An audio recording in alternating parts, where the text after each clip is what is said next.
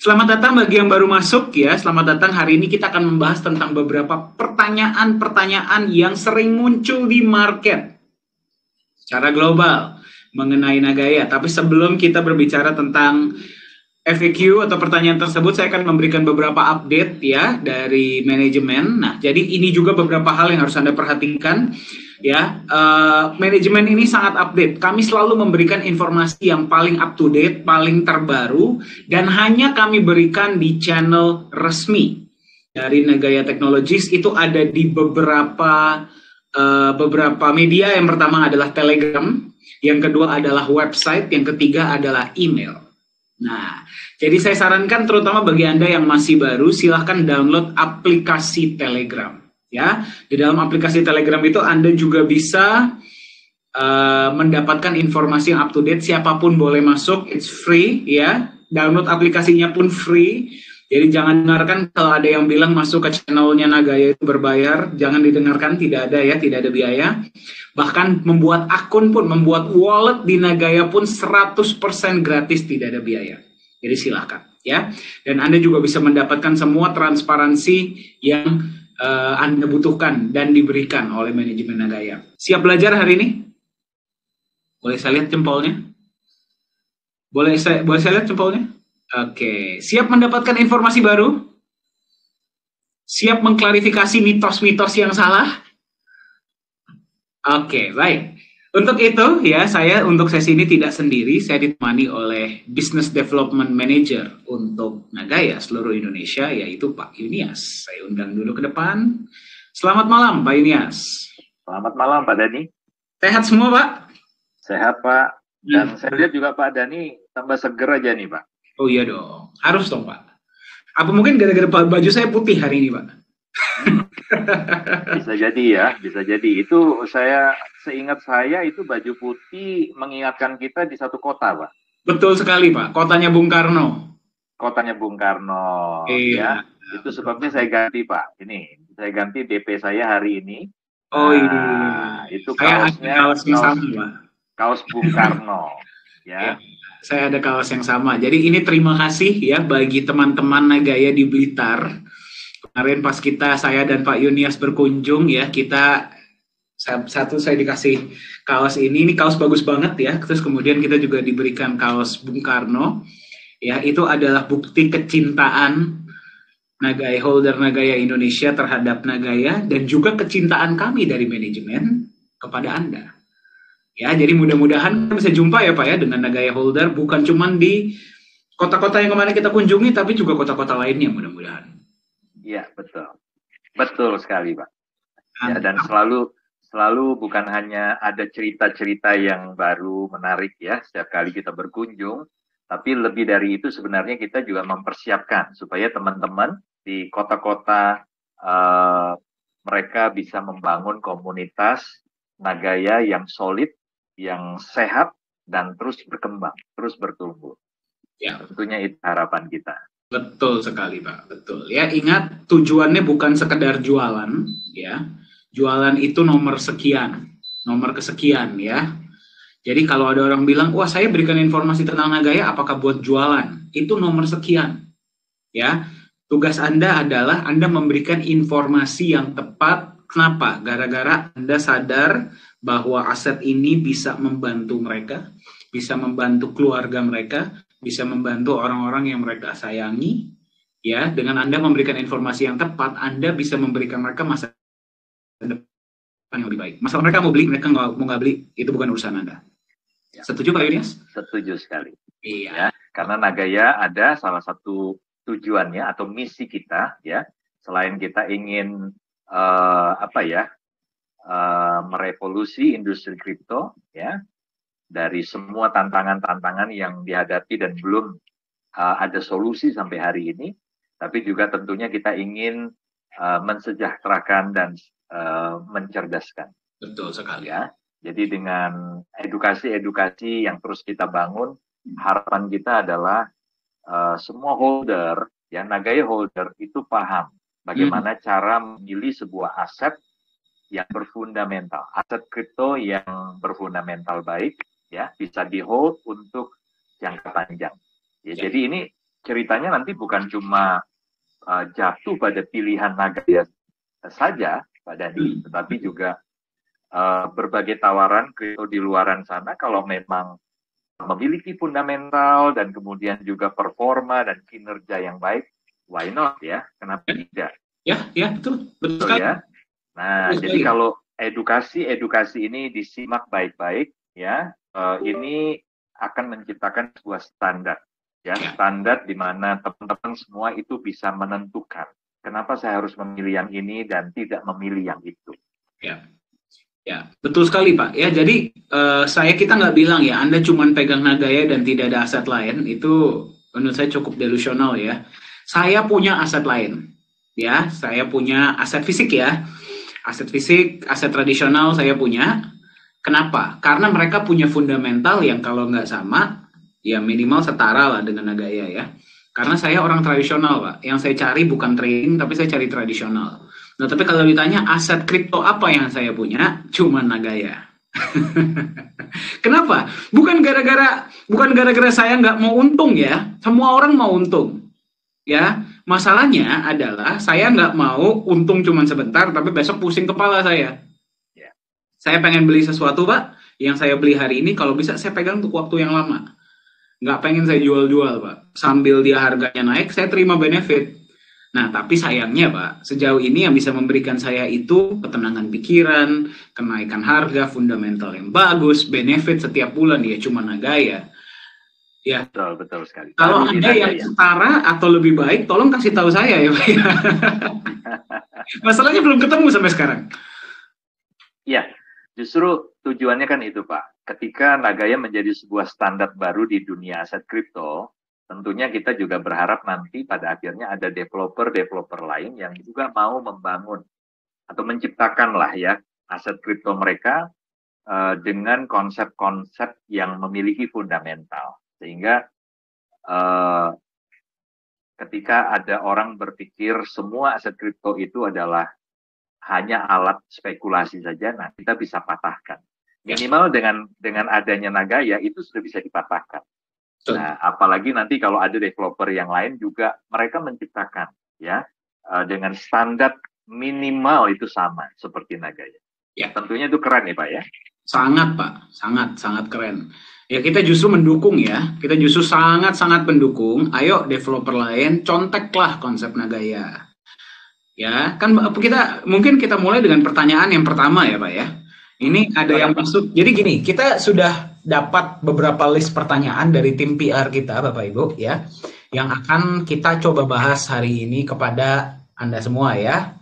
Jadi bukan klarifikasi, tapi edukasi. Oke. Pertanyaan pertama seperti ini, Pak. Itu sebenarnya pertanyaan yang udah saya siapkan buat agak nantian, Pak. Cuman karena Bapak menyebut, jadi kita langsung bahas saja. Pertanyaan pertama. Ya, konsep Nagaya ini kan bagus dan revolusioner. Bagaimana kalau konsepnya dicontek sama developer lain? Itu pertanyaannya Pak. Oke, saya jawab dulu ya Pak ya. Silakan Pak. Oke, jadi ya justru itu sangat baik. Jadi artinya secara tidak langsung itu sebuah pengakuan ya dan sekaligus sebuah penghargaan.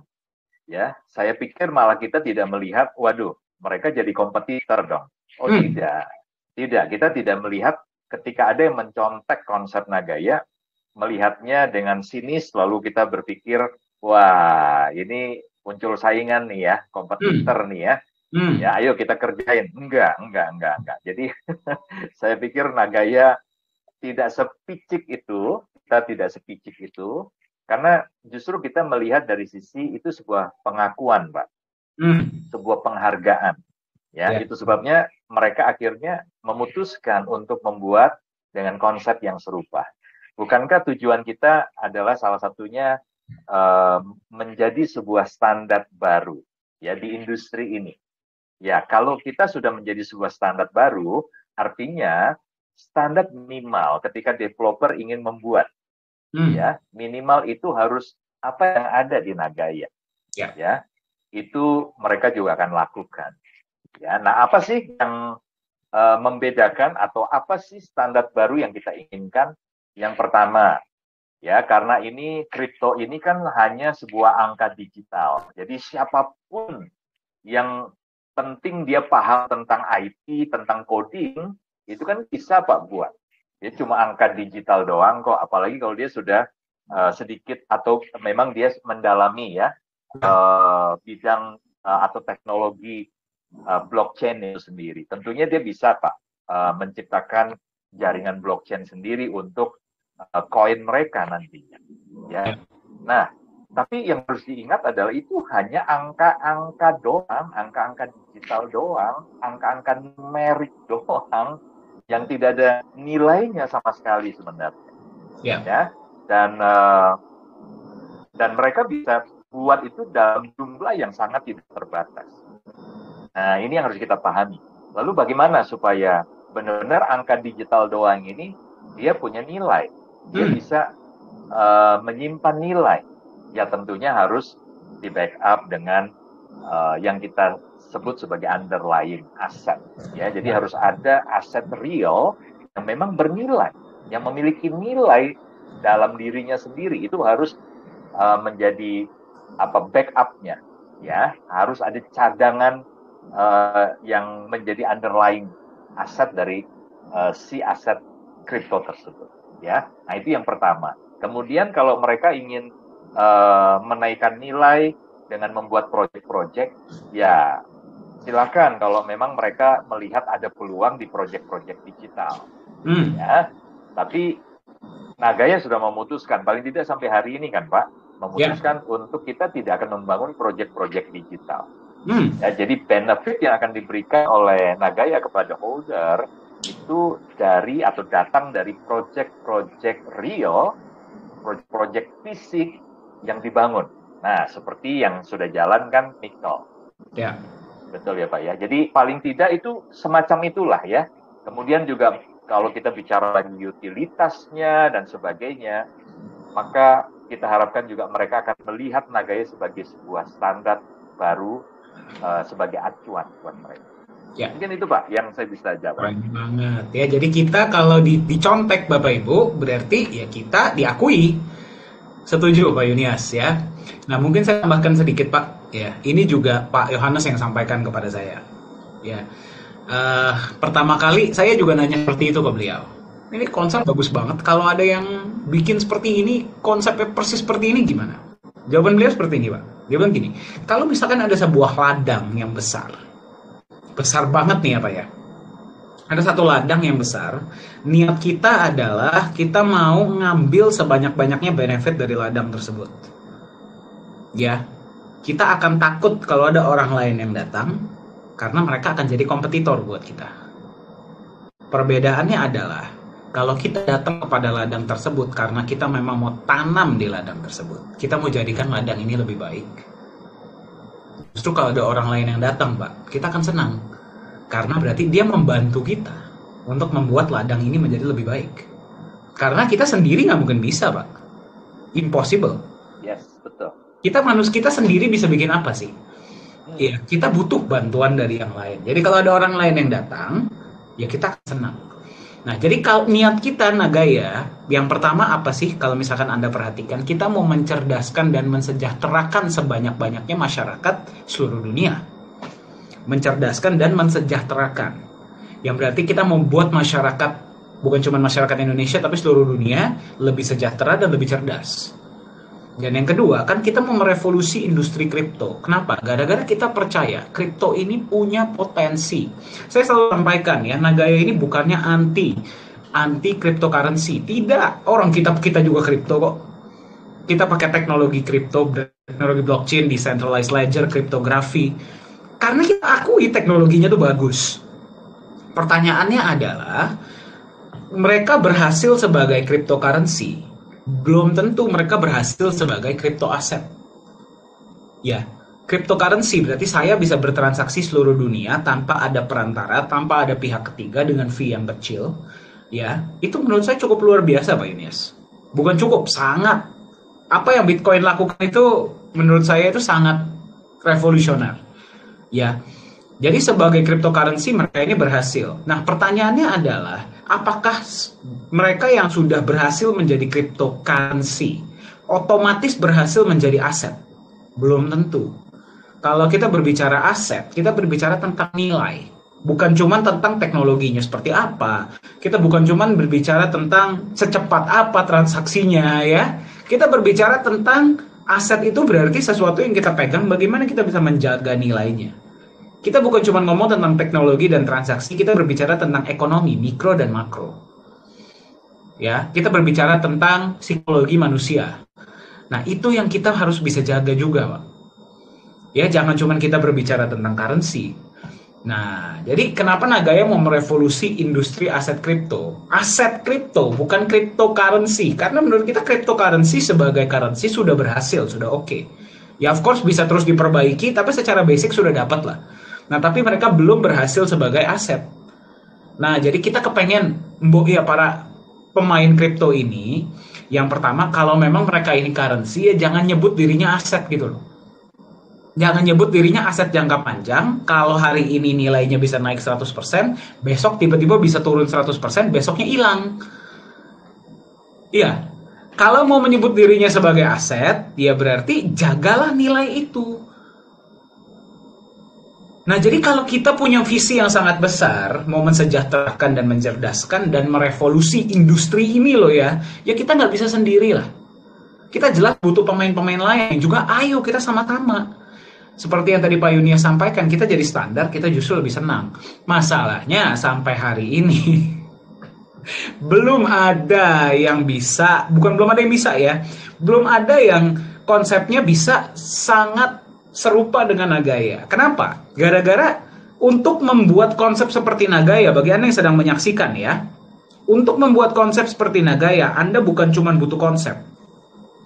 Kalau cuma konsep, siapapun bisa. Konsep Nagaya ini simple kok, Pak. Siapapun bisa kok.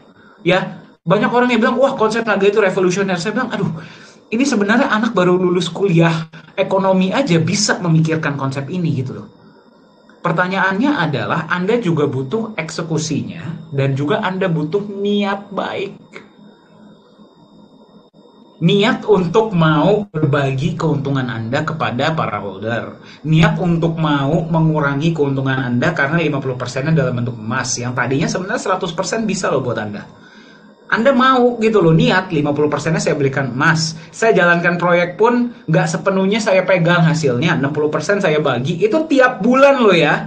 Tiap bulan dan tiap proyek yang dijalankan. Jadi Anda bayangkan. Kemarin Anda yang ikut voice chat. Pak Yohanes Chandra keringetan, panas-panasan, kerja di proyek setiap hari. Tetap saja Anda tidak perlu melakukan apapun. Hasilnya 60% dibagi ke Anda.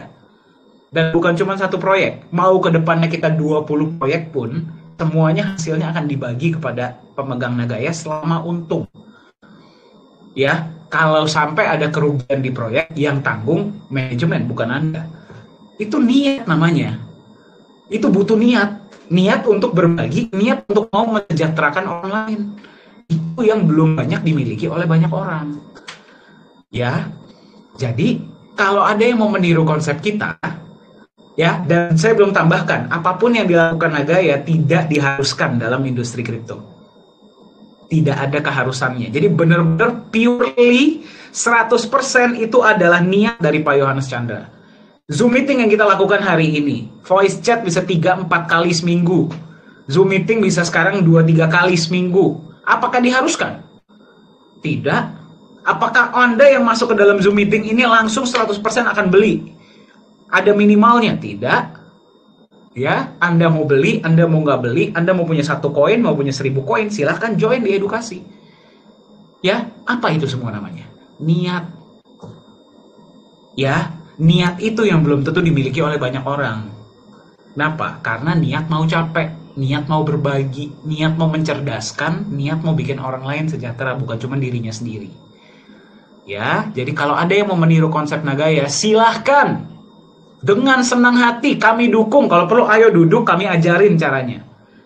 Masalahnya belum ada sampai hari ini yang melakukan. Kita nunggu kok. Ya, kita nggak takut gara-gara kalau ada lebih banyak yang mau membantu kita membuat ladang ini menjadi lebih baik, kita pun lebih bahagia. Betul. Betul ya Pak Yunis ya?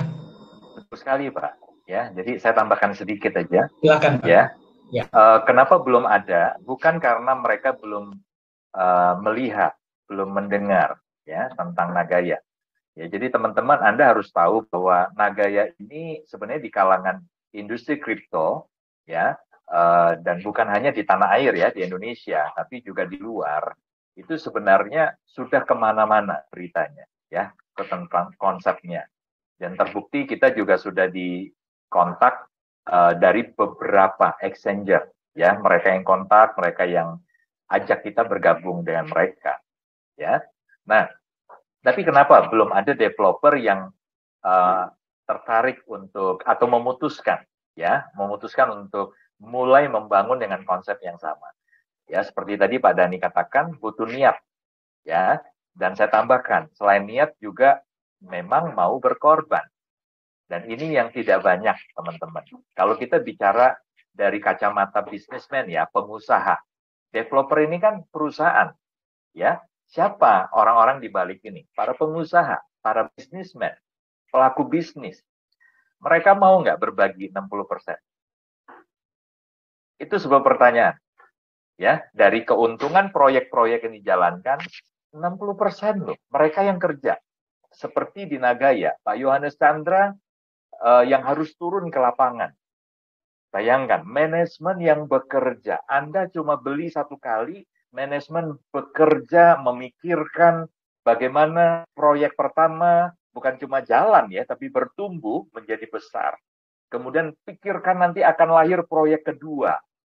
Ya, proyek pertama nggak boleh lebih kecil ketika proyek kedua udah jalan.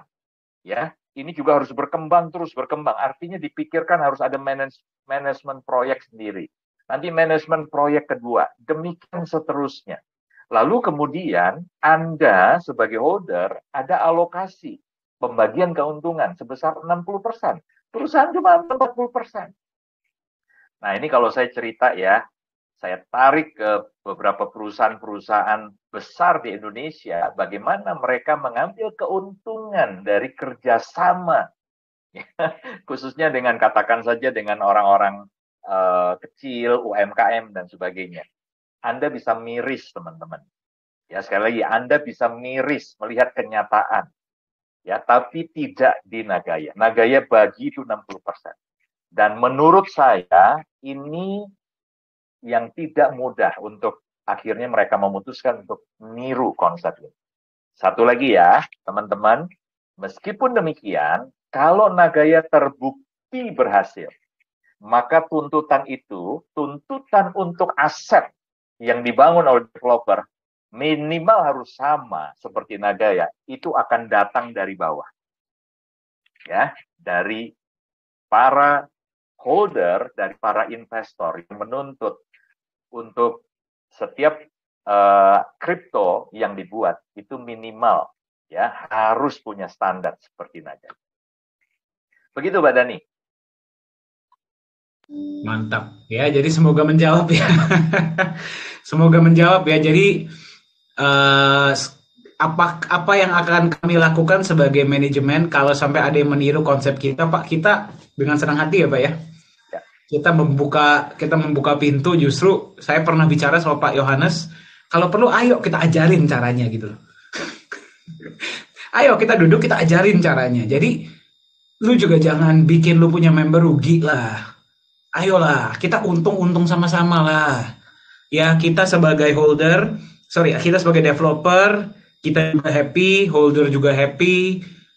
Kan lebih baik kalau seperti itu gitu loh. Jadi win-win. Jangan cuman maunya kita doang yang menang, tapi holdernya yang sengsara. Kita ajarin caranya. Tapi sampai sekarang sayangnya belum ada. Kita berharap akan ada ke depannya. Oke, semoga menjawab ya bagi Anda yang bertanya. Ini memang pertanyaan-pertanyaan yang kita terima ini bagus-bagus semua Pak pertanyaannya Pak. Menunjukkan bahwa holder dan calon holder kita ini cerdas. Luar biasa. Ya? Semoga satu persatu bisa dijawab. Amin. Ada Pak Yunias di sini, jangan khawatir. Ya? Oke, Pak. Pertanyaan selanjutnya, Pak. Ini kita nggak tahu ya datangnya dari siapa, karena kita dapat dari tim PR ya yang memang muter melihat pertanyaan-pertanyaan dan juga dari email dan segala macam ya. Kami terima. Oke, baik. Pertanyaan selanjutnya, Pak. pertanyaan saya adalah, kalau untuk listing di market dan coin market cap, apakah sulit? Kalau gampang, kenapa Nagaya belum masuk sampai sekarang? Oke. Apakah sulit ya? Coba saya buka data dulu, karena sempat saya waktu itu ada screenshot posisi jumlah kripto yang ada di ini, Pak. Sebentar ya, saya buka. Oke, Pak, kalau gitu saya yang kasih lihat dulu ya, Pak ya. Ya, silakan, Pak. Saya mau kasih lihat, teman, saya pengen cari tahu gimana caranya saya bisa menyembunyikan namanya. Oh, oke. Kalau gitu saya screenshot dulu, baru saya masukkan ke tempat lain, baru saya akan kasih lihat. Ini bagi Anda yang bertanya, ya, apakah sulit atau tidak masuk ke dalam CMC ya.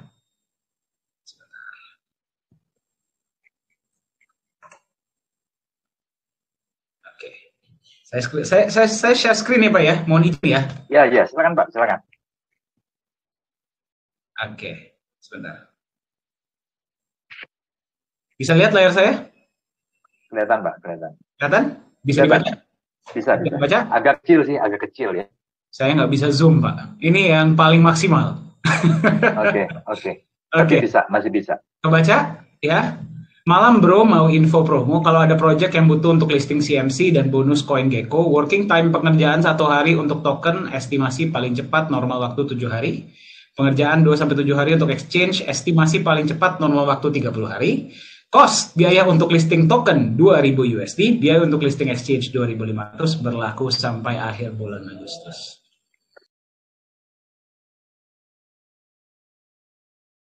Okay. Susah jadinya masuk ke coin market cap dan CoinGecko dan exchanger. Ini ada satu lagi sebenarnya yang pengen saya bagikan ya. Saya sebenarnya nggak boleh sharing nama, Pak. Saya akan coba blur ya. Ini jadi bagi teman-teman nih, bagi Anda, jadi Anda pada lihat ya. Kalau ada yang bilang masuk CMC itu perlu divalidasi dulu, segala macam. Aduh. Mana gitu ya. Oke, sebentar. Saya harus screenshot dulu. Saya harus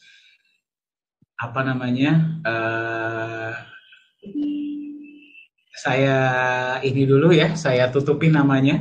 Kalau ketahuan saya kena marah nanti. Ini seharusnya bukan informasi yang dibagikan kepada publik ya, Bapak Ibu ya. Tapi ini agar Anda tahu aja. Ya, tapi biar Anda tahu aja ya. Sebentar. Ada nggak ya namanya ya? Mudah-mudahan nggak ada. Oke, baik. Kalau ada ya sudah lah ya, wassalam ya. Kelihatan? Ya, ini kalau saya bisa zoom, Anda bisa baca ya. Ini ada paket A, paket B, paket C, paket D. Yang ini 45.000 USDT, 75.000 USDT, 100.000 USDT, 160.000 USDT. Dan di sini kalau Anda bisa baca, sayangnya ini nggak bisa saya zoom. Ini namanya market making account for free. Termasuk di dalam paketnya. Ya, ini pesan seperti ini, saya bisa terima sehari itu 10. Nagaya, di emailnya Nagaya yang resmi.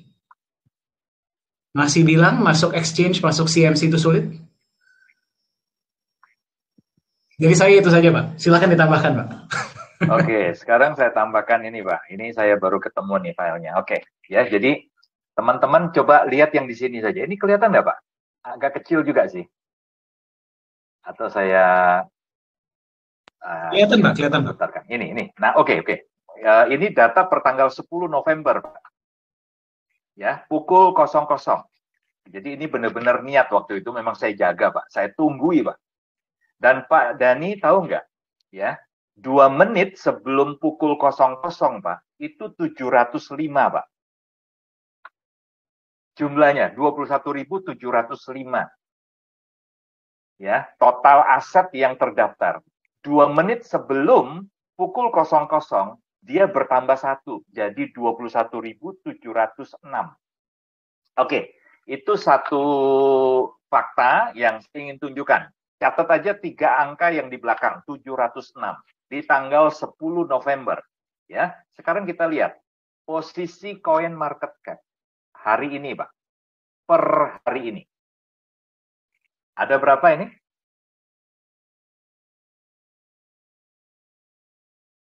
$21.900, Pak. 21.909. Ya. Ya, berarti dalam waktu hanya selisih berapa ya? 22 hari ya, Pak ya? 22 hari itu sudah ada pertambahan 203, Pak. Dalam waktu 22 hari. Artinya, Pak, setiap hari rata-rata ada penambahan 9 sampai 10 aset baru. Ya. Oke. Menurut Anda, menurut teman-teman semua ya, melihat fakta ini, apakah itu artinya masuk exchanger sulit? Masuk coin market cap sulit? Sangat mudah. Ya, bahkan tadi saya sudah tunjukkan fakta ya. Untuk saya nunggu cuma 2 menit, Pak. Itu sudah nambah 1, Pak. Sebelum pukul 00 tanggal 10. Jadi tanggal 9 saya tunggu ya. Niat banget ya, Pak ya. Niat banget, Pak. Mungkin nanti, Pak, kita bisa, bagi teman-teman yang bilang masuk CMC itu sulit, kita bisa undang ya, Pak ya. Kita lakukan CMC Watch, Pak, nama sesinya, Pak. Kita tungguin setiap 1 menit nambah berapa. 1 menit nambah berapa. Kalau 1 menit mungkin belum nambah, Pak ya. Tapi kalau ada yang niat setiap hari nungguin berapa jam. Dari pagi coba cek pagi ya, kemudian cek malam. Itu saja mungkin sudah bisa ada penambahan 1 sampai 2. Nah, kalau di rata-rata selama 22 hari ada 203 aset baru di sana, artinya Pak, itu 9 sampai 10, Pak, setiap hari kalau di rata-rata. Ya. Jadi ini sebenarnya penambahan yang luar biasa ini menunjukkan bahwa satu, bahwa ternyata memang masuk CMC, CoinGecko dan lain-lain itu mudah banget. Nah, tapi yang kedua ini sebuah fakta yang harus teman-teman harus pahami.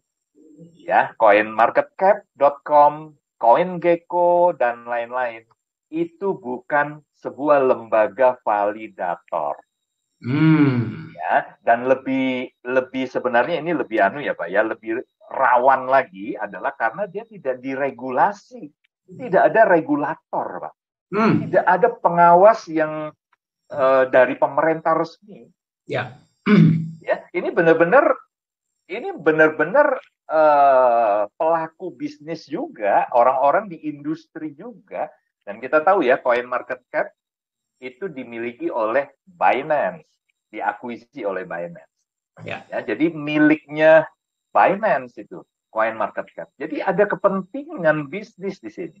Ini sebuah industri di belakangnya. Kalau kita mau bicara lebih jauh lagi, ini industri kapitalis yang tujuannya jelas, ya, ngumpulin kapital, ngumpulin kekayaan dengan cara apapun. Betul. Ya, jadi makanya beberapa hari yang lalu saya sempat tulis sebuah, bukan artikel lah ya, tulisan pendek. Apakah kita ini Nagaya sebenarnya antipati atau anti dengan CMC exchanger? Sama sekali tidak. Ya, sama sekali tidak. Karena memang platform ini juga berguna ya, Pak ya. Banget.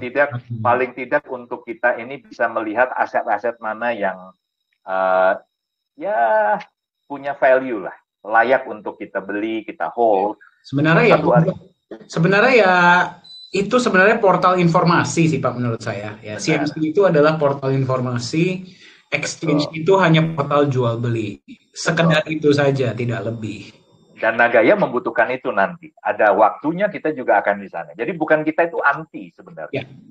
Tapi yang kita ingin supaya teman-teman paham adalah mereka ini CMC dan exchanger itu bukanlah validator yang berpihak kepada Anda, yang akan menjaga uang Anda untuk tidak hilang di sana. Itu Anda harus catat baik-baik.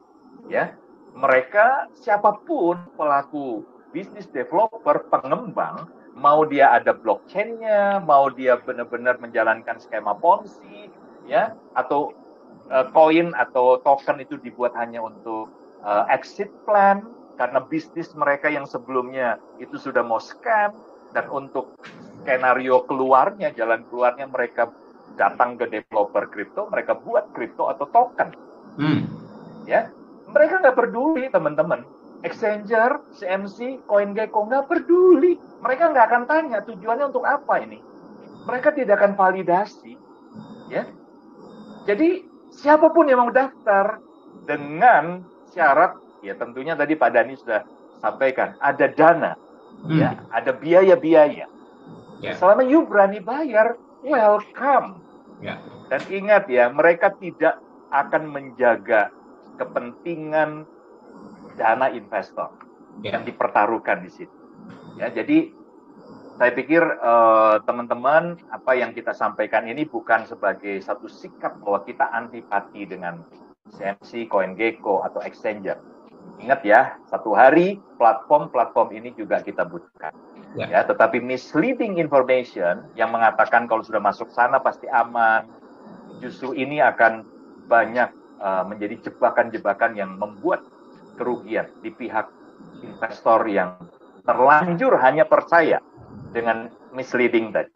Ya, jadi Anda kalau mau cari kripto ya untuk aset masa depan, pastikan konsepnya, fundamentalnya benar-benar itu menjadi salah satu pertimbangan. Ya, mungkin itu jawaban dari saya, Pak.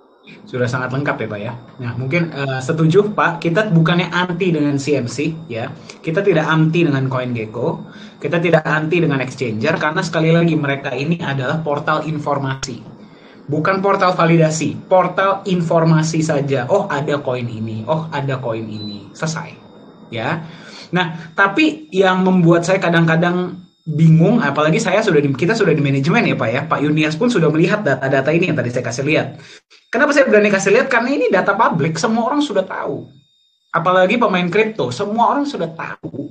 Ya kurang lebih kisarannya segitu untuk listing, kurang lebih kisarannya segitu untuk jasa masuk CMC dan sebagainya.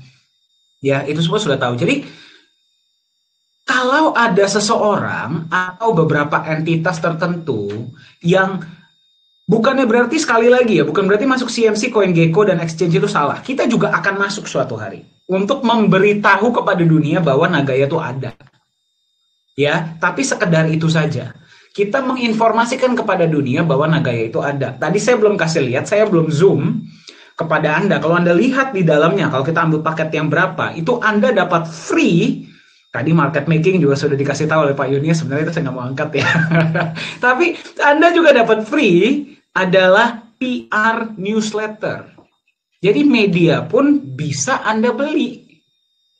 Ya, itu termasuk di dalam sana. Nah, jadi kalau ada, ya yang bikin saya kadang-kadang gregetan adalah, bukannya berarti masuk CMC dan segala macam itu salah. Bukan. Ya. Tapi kalau itu dijadikan patokan, ya, legalitas bagus. Oke, fundamental bagus, proyeknya bagus, ada emasnya segala macam, tapi nggak benar gara-gara belum masuk CMC. Saya kadang-kadang tepok jidat di situ. Ya, jadi seolah-olah CMC dan exchange itu lebih penting daripada fundamental koin itu sebenarnya. Itu yang kadang-kadang, yaitu yang tadi Pak Yunias sampaikan adalah misleading information. Nah, jadi ya kita juga nggak bisa menyalahkan pihak-pihak manapun ya, karena mungkin ya sekali lagi informasi seperti ini itu tidak common practice yang kita berikan kepada Anda, bukan common knowledge. Ya, di Nagaya ini kami benar-benar bongkar loh kepada Anda. Padahal kami itu developer. Ya, kami bongkar kepada Anda padahal kami itu developer. Kalau tadinya kami nggak bongkar, kami ikuti saja yang mereka lakukan. Aduh, saya dan Pak Yunias mungkin udah kipas-kipas duit jalan-jalan keliling dunia kali. Iya, betul. Betul ya Pak Yunias ya? Betul sekali. Mungkin kita sekarang udah di Dubai Pak, besok kita jalan-jalan ke Paris ya nggak? Atau ke Qatar nonton Piala Dunia. Ya saya fans bola ya, jadi saya pasti ke Qatar dulu Pak. Ya, sayangnya nanti jam 10 ada pertandingan sepak bola. Sekarang jam 8 saya lagi Zoom meeting sama Anda. Ya, kenapa? Gara-gara kita mau Anda itu cerdas. Kita mau Anda itu paham. Kita mau Anda itu ngerti. Jadi kalau Anda beli Nagaya itu gara-gara Anda ngerti, bukan gara-gara Anda diharuskan atau gara-gara FOMO. Ya. Jadi bagi Anda yang bertanya masuk CMC itu gampang atau enggak, dan kalau gampang kenapa Nagaya belum masuk, gampang atau enggaknya sepertinya udah nggak perlu saya jawab lagi ya. Ya, udah nggak perlu saya jawab lagi. Kenapa belum masuk? Tadi, yang pertama, regulasi dari Singapura. Yang mengharuskan Nagaya menjual dulu 25% dari supply yang kita lepas ke pabrik. Yang kalau Anda pahami secara, ya, yang kalau Anda benar-benar pahami, bukan cuma ngelihatnya, oh, gue mau beli Nagaya untuk untung cepat. Tapi kalau Anda benar-benar duduk dan telaah regulasi dari Singapura tersebut, itu melindungi Anda loh. Melindungi Anda, bukan melindungi developer. Developer justru disulitkan. Paham nggak? Kita justru disulitkan. Lu sebelum bisa masuk exchanger, lu jual dulu tuh 25%. Buktikan bahwa publik percaya sama koin lu. Baru kita izinin lu listing. Menyusahkan kita. Banget. 4 tahun loh masih ICO kita. 4 tahun loh kita mesti bikin edukasi segala macam, dan kita akan tetap lakukan bahkan setelah listing. Ya, tapi yang disulitkan adalah developer di sini. Yang diuntungkan Anda, kok justru Anda melihat itu sebagai, aduh ini lama lah segala macam. Melindungi Anda loh. Iya, ya. Betul ya Pak Yunias? Iya, jadi jangan melihat ya ketika pemerintah Singapura itu berpihak ke Anda dengan membatasi kami, supaya kami harus 25% dulu terjual, itu jangan Anda lihat justru sebagai sesuatu yang negatif, sebagai kelemahan. Ya. Justru pemerintah Singapura itu jaga Anda gitu. Tapi sebenarnya gini Pak, ya ini lebih ke pemerintah Singapura, memang dia jaga masyarakatnya Pak. Ini negara dengan luas wilayah yang sangat kecil, dengan jumlah penduduk yang cuma sekitar 6 jutaan. Ya, setengahnya ya, sekitar 60% aja dari penduduk Jakarta, bayangin Pak. Nah itu kalau sampai pemerintah Singapura tidak jaga masyarakatnya dari bisnis-bisnis yang berpotensi untuk scam, waduh, ini negara bisa bankrupt dengan mudah. Nggak ada lagi yang bisa dijual istilahnya ya Pak ya. Itu dia. Jadi ketika kita memang secara sadar kita mendaftar di pemerintah Singapura, ya kita tahu konsekuensinya akan ada regulasi yang benar-benar ketat. Dan kita benar-benar mau taat sampai sesuai dengan ketentuan mereka, itu tercapai 25%. Betul. Nah, satu lagi Pak, ini terakhir Pak untuk pertanyaan ini ya. Jadi kalau kita bicara ya kasus seperti FTX kemarin. Nah, nasib dari token atau koin ya Pak ya? Koin native ya? Token lah Pak. Token FTX ya? Kan token native-nya. Oke. FTT kan token native-nya FTX. Oke, FTT. Begitu kita lihat bagaimana FTT ini bermasalah, kehilangan nilai, ya, FTX-nya bankrupt, ya, apa yang terjadi? Apa yang terjadi dengan nasib FTT di beberapa exchanger yang ada di Indonesia? Dengan mudahnya loh, exchanger mengumumkan bahwa per tanggal sekian akan di-delisting. Pertanyaannya adalah, apakah pihak exchanger bertanggung jawab dengan kerugian Anda? Kehilangan nilai loh. Kehilangan nilai. 100%, nyaris 100%. Ya. Jadi sekali lagi ya, kalau kita ngomong seperti ini sebenarnya, ya ini ngeri-ngeri sedap juga gitu loh. Ya, karena kita ngomongin exchanger yang satu hari kemungkinan kita akan berada di sana. Ya, jangan sampai nanti gara-gara ini kita di-ban lagi Pak. Ya kan nggak bisa gitu loh. Tapi cobalah, artinya kalau kami dari developer, kami bicara seperti ini, itu karena benar-benar kita ingin Anda menjadi holder, ya, atau investor yang cerdas, yang tahu bahwa di industri ini seperti apa. Dan yang kami sampaikan ini sebenarnya baru kulitan, teman-teman. Ya.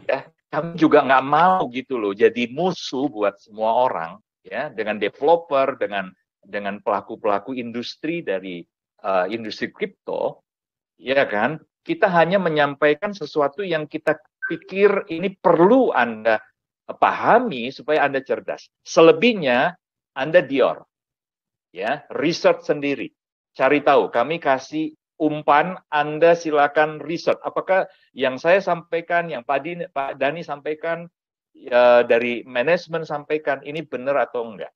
Ya. Ya, jadi itu tambahan dari saya. Ya, terima kasih Pak Yunias, ya sudah ditambahkan. Sekali lagi Bapak Ibu sekalian, kita bukan anti CMC, bukan anti CoinGecko, bukan anti exchanger, ya. Tapi janganlah kita mengedepankan mereka dan kita melupakan fundamental. Ya, yang paling penting yang mana Anda harus tahu skala prioritas Anda. Ya, dan jangan juga hanya gara-gara semua orang mengatakan seperti itu sudah pasti benar. Ya, do your own research, Anda lakukan riset Anda sendiri dan gunakan logika dan hati nurani Anda. Ya, ujung-ujungnya semua orang bisa memberikan Anda apa yang mereka ketahui, apa yang mereka yakinkan. Kami juga dari manajemen Nagaya menyampaikan apa yang berdasarkan fakta ya, berdasarkan data dan fakta, tapi ujung-ujungnya silakan Anda do your own research dan gunakan logika dan hati nurani Anda sendiri. Ya, semoga menjawab. Waduh, Pak, ini 2 pertanyaan tapi kita benar-benar kupas secara tuntas ini ya, Pak ya. Padahal lebih banyak ini Pak daftarnya. Oke, Bapak Ibu sekalian, mungkin tidak semua pertanyaan bisa kita jawab hari ini. Ya, mungkin nanti akan ada sesi-sesi lanjutan. Ya, tapi ya kami berusaha semaksimal mungkin ya untuk kami bisa menjawab pertanyaan-pertanyaan Anda. Oke, baik.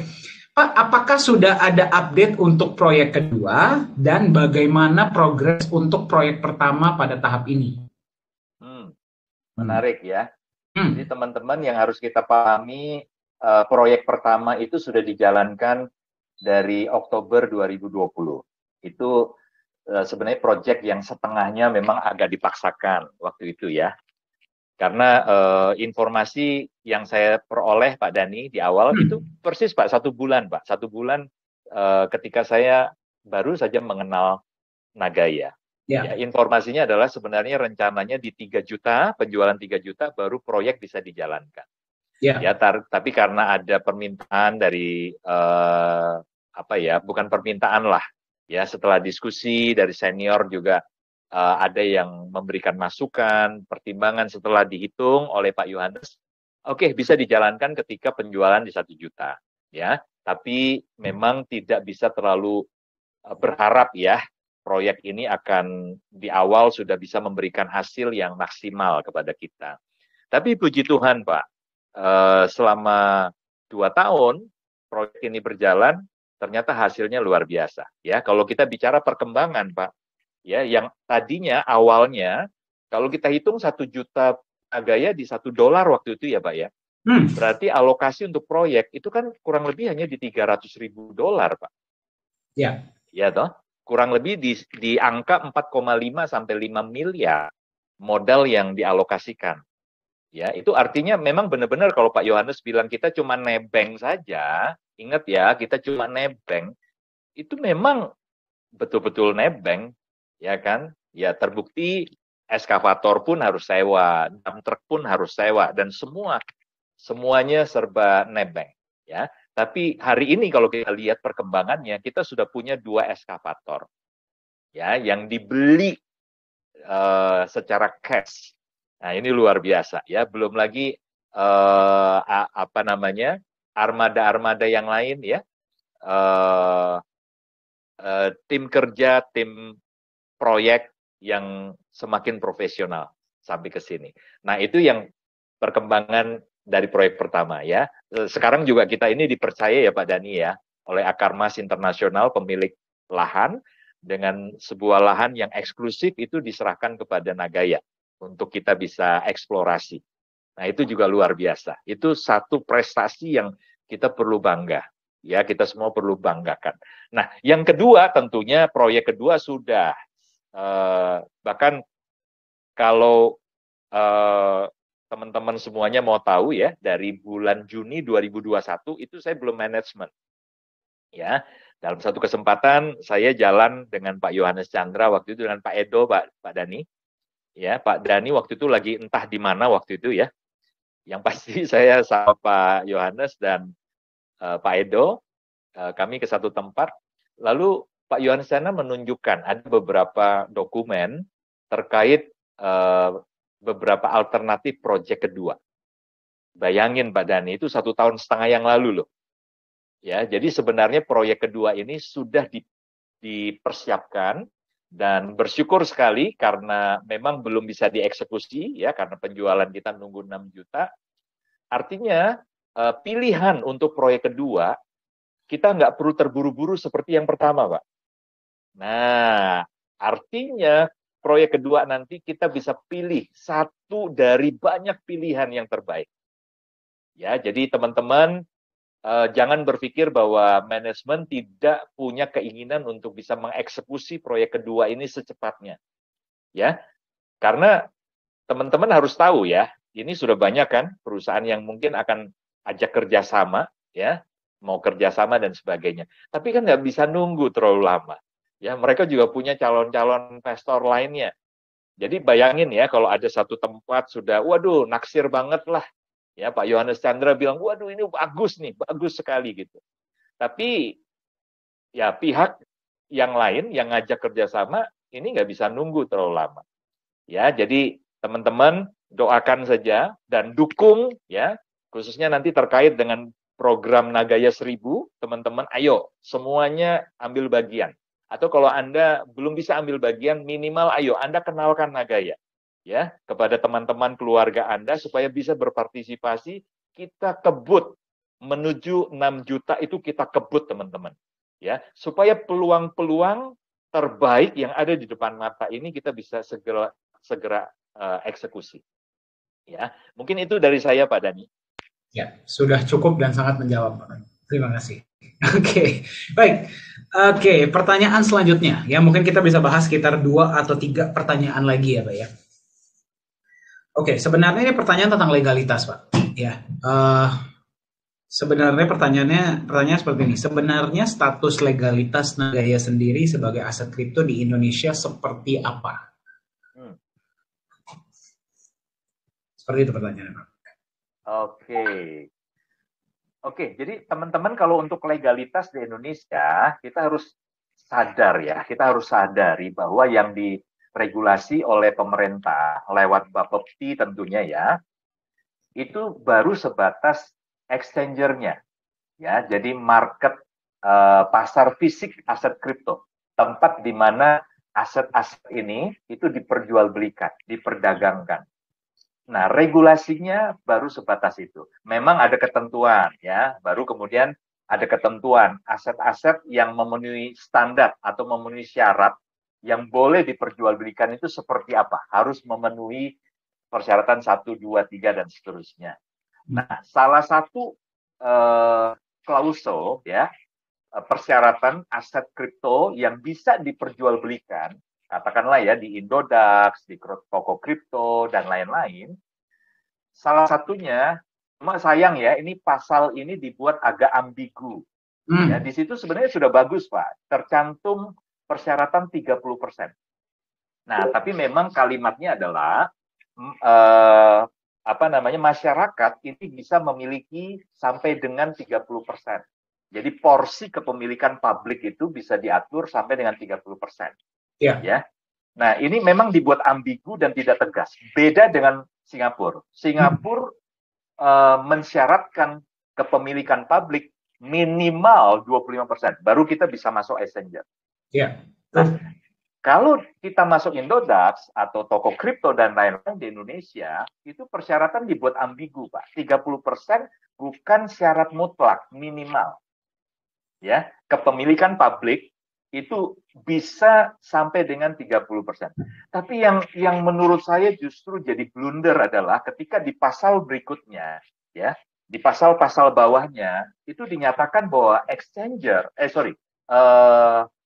developer, ya, pengembang itu boleh memiliki sampai 80%, Pak. Ya. Sampai dengan 80%. Boleh memiliki sampai dengan 80%. Ini sama sekali tidak mencerminkan ya, keberpihakan dari regulator kepada investor, pemilik dana. Ya, menurut saya ya pasal-pasal ini, peraturan ini, regulasi ini justru terlalu berpihak kepada developer, kepada pengembang. Ya, karena dengan pengembang bisa memiliki lebih atau sampai dengan, bukan lebih, maaf ya, sampai dengan 80%. Sementara kepemilikan publik boleh ya lebih dari 30%. Artinya 30% saja, Pak, atau 35% atau bahkan kurang sudah boleh masuk exchanger. Ya kan? Dan sementara developer boleh menguasai 80%. Ini praktek pump and dump, praktek di mana developer memainkan harga itu menjadi sangat mudah sekali. Betul. Nah, sementara kalau kita bandingkan dengan yang di Singapura, Pak, selain 25%, itu harus menjadi kepemilikan publik dulu sebelum kita bisa masuk exchanger, kita juga dibatasi. Developer pengembang dibatasi. Maksimal hanya boleh menguasai 20%. Ya. Jadi ini bertolak belakang, Pak. Ya, antara Singapura dengan kita di Indonesia. Ya. Nah, jadi teman-teman, bukan Nagaya tidak mau segera ya untuk ada di exchanger, karena ternyata memang gampang sekali, mudah sekali. Ya, kami harus katakan untuk masuk exchanger di Indonesia sangat mudah.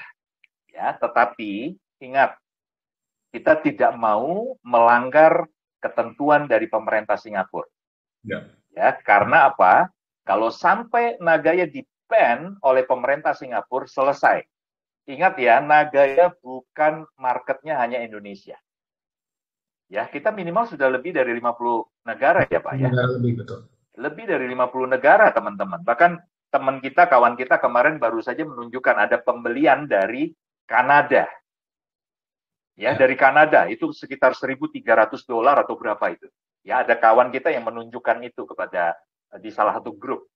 Ya, jadi teman-teman, kita ini aset yang diperjualbelikan, marketnya global. Ya, kalau di Indonesia kita cukup masif, ada Zoom meeting, ada voice chat. Ya, itu karena manajemen juga sebagian orang-orang Indonesia berdomisili di Indonesia. Ya, proyeknya juga di Indonesia, dan kita mau sebenarnya di tahap ICO ini mayoritas pemilik Nagaya itu orang Indonesia. Ya. Kenapa? Ya, karena ini bicara kedaulatan loh.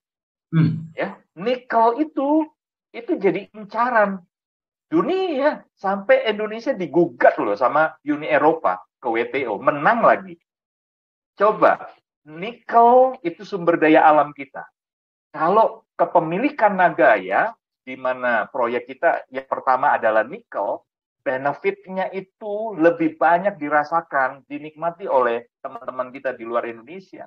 Nah, harusnya kita kan sebagai warga negara Indonesia, ya bicara kedaulatan, cinta tanah air, nasionalisme gitu, ya kita nggak rela dong. Betul nggak sih? Ya. Ya kan, jadi teman-teman, ayolah, ya, kita harus benar-benar ya memahami ya apa alasan kenapa Nagaya sampai hari ini memang belum berada di exchanger. Bukan karena kita nggak mau, tapi karena satu, ada regulasi dari Singapura, ya, dan yang kedua, teman-teman, kita ingin ya di tahap ini kalau bisa segera mungkin, secepat mungkin, sebanyak mungkin orang Indonesia yang borong, ya, yang borong Nagaya, supaya semua benefit yang kami bisa berikan itu Anda yang nikmati secara maksimal. Mungkin itu, Pak. Mantap. Ya, sudah sangat menjawab. Ya, seperti saya nggak perlu tambahkan. Ya, tapi istilahnya simpelnya adalah Nagaya terdaftar resmi di Singapura. Ya, terdaftar resmi di Singapura. Legalitas semua jelas. Bisa Anda cek di website pemerintah Singapura.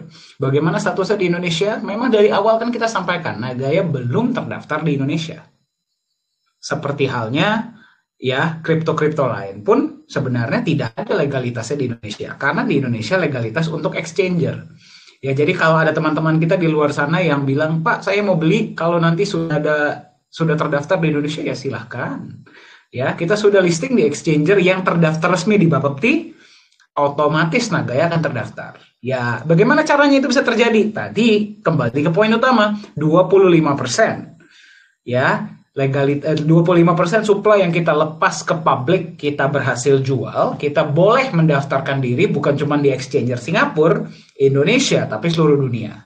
Dan percayalah kalau saya sampaikan ini Bapak Ibu, exchanger yang meminang Nagaya itu sudah sangat banyak. Tadi aja satu saya udah kasih lihat. Ya. Terus ada satu lagi, sebenarnya saya tadi udah siapin, cuman nggak usah lah ya. Satu dulu saja, itu biar Anda bisa nggak tidur malam ini ya. Karena Anda ingat, tahun depan Nagaya akan digunakan di Lala Square. Lala Square pasti akan ada transaksi. Transaksinya volumenya bisa sangat besar dalam sehari. Siapa yang akan memanage transaksi tersebut? Ya exchanger. Ya, paham ya? Jadi itulah status legalitas Nagaya di Singapura dan di Indonesia. Semoga menjawab. Ya, oke. Ini ada satu pertanyaan yang tadi saya baca, sepertinya cukup unik ya, Pak ya. Ini baru masuk hari ini, Pak, katanya, Pak. Ya, kita baru terima ini sekitar siang ini.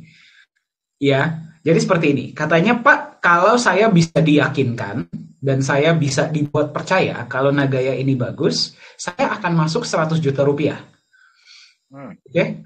Nah, jadi beliau ini ada satu cerita yang cukup menurut saya cukup unik, Pak. Jadi sepertinya calon holder ini sudah buat akun di Nagaya.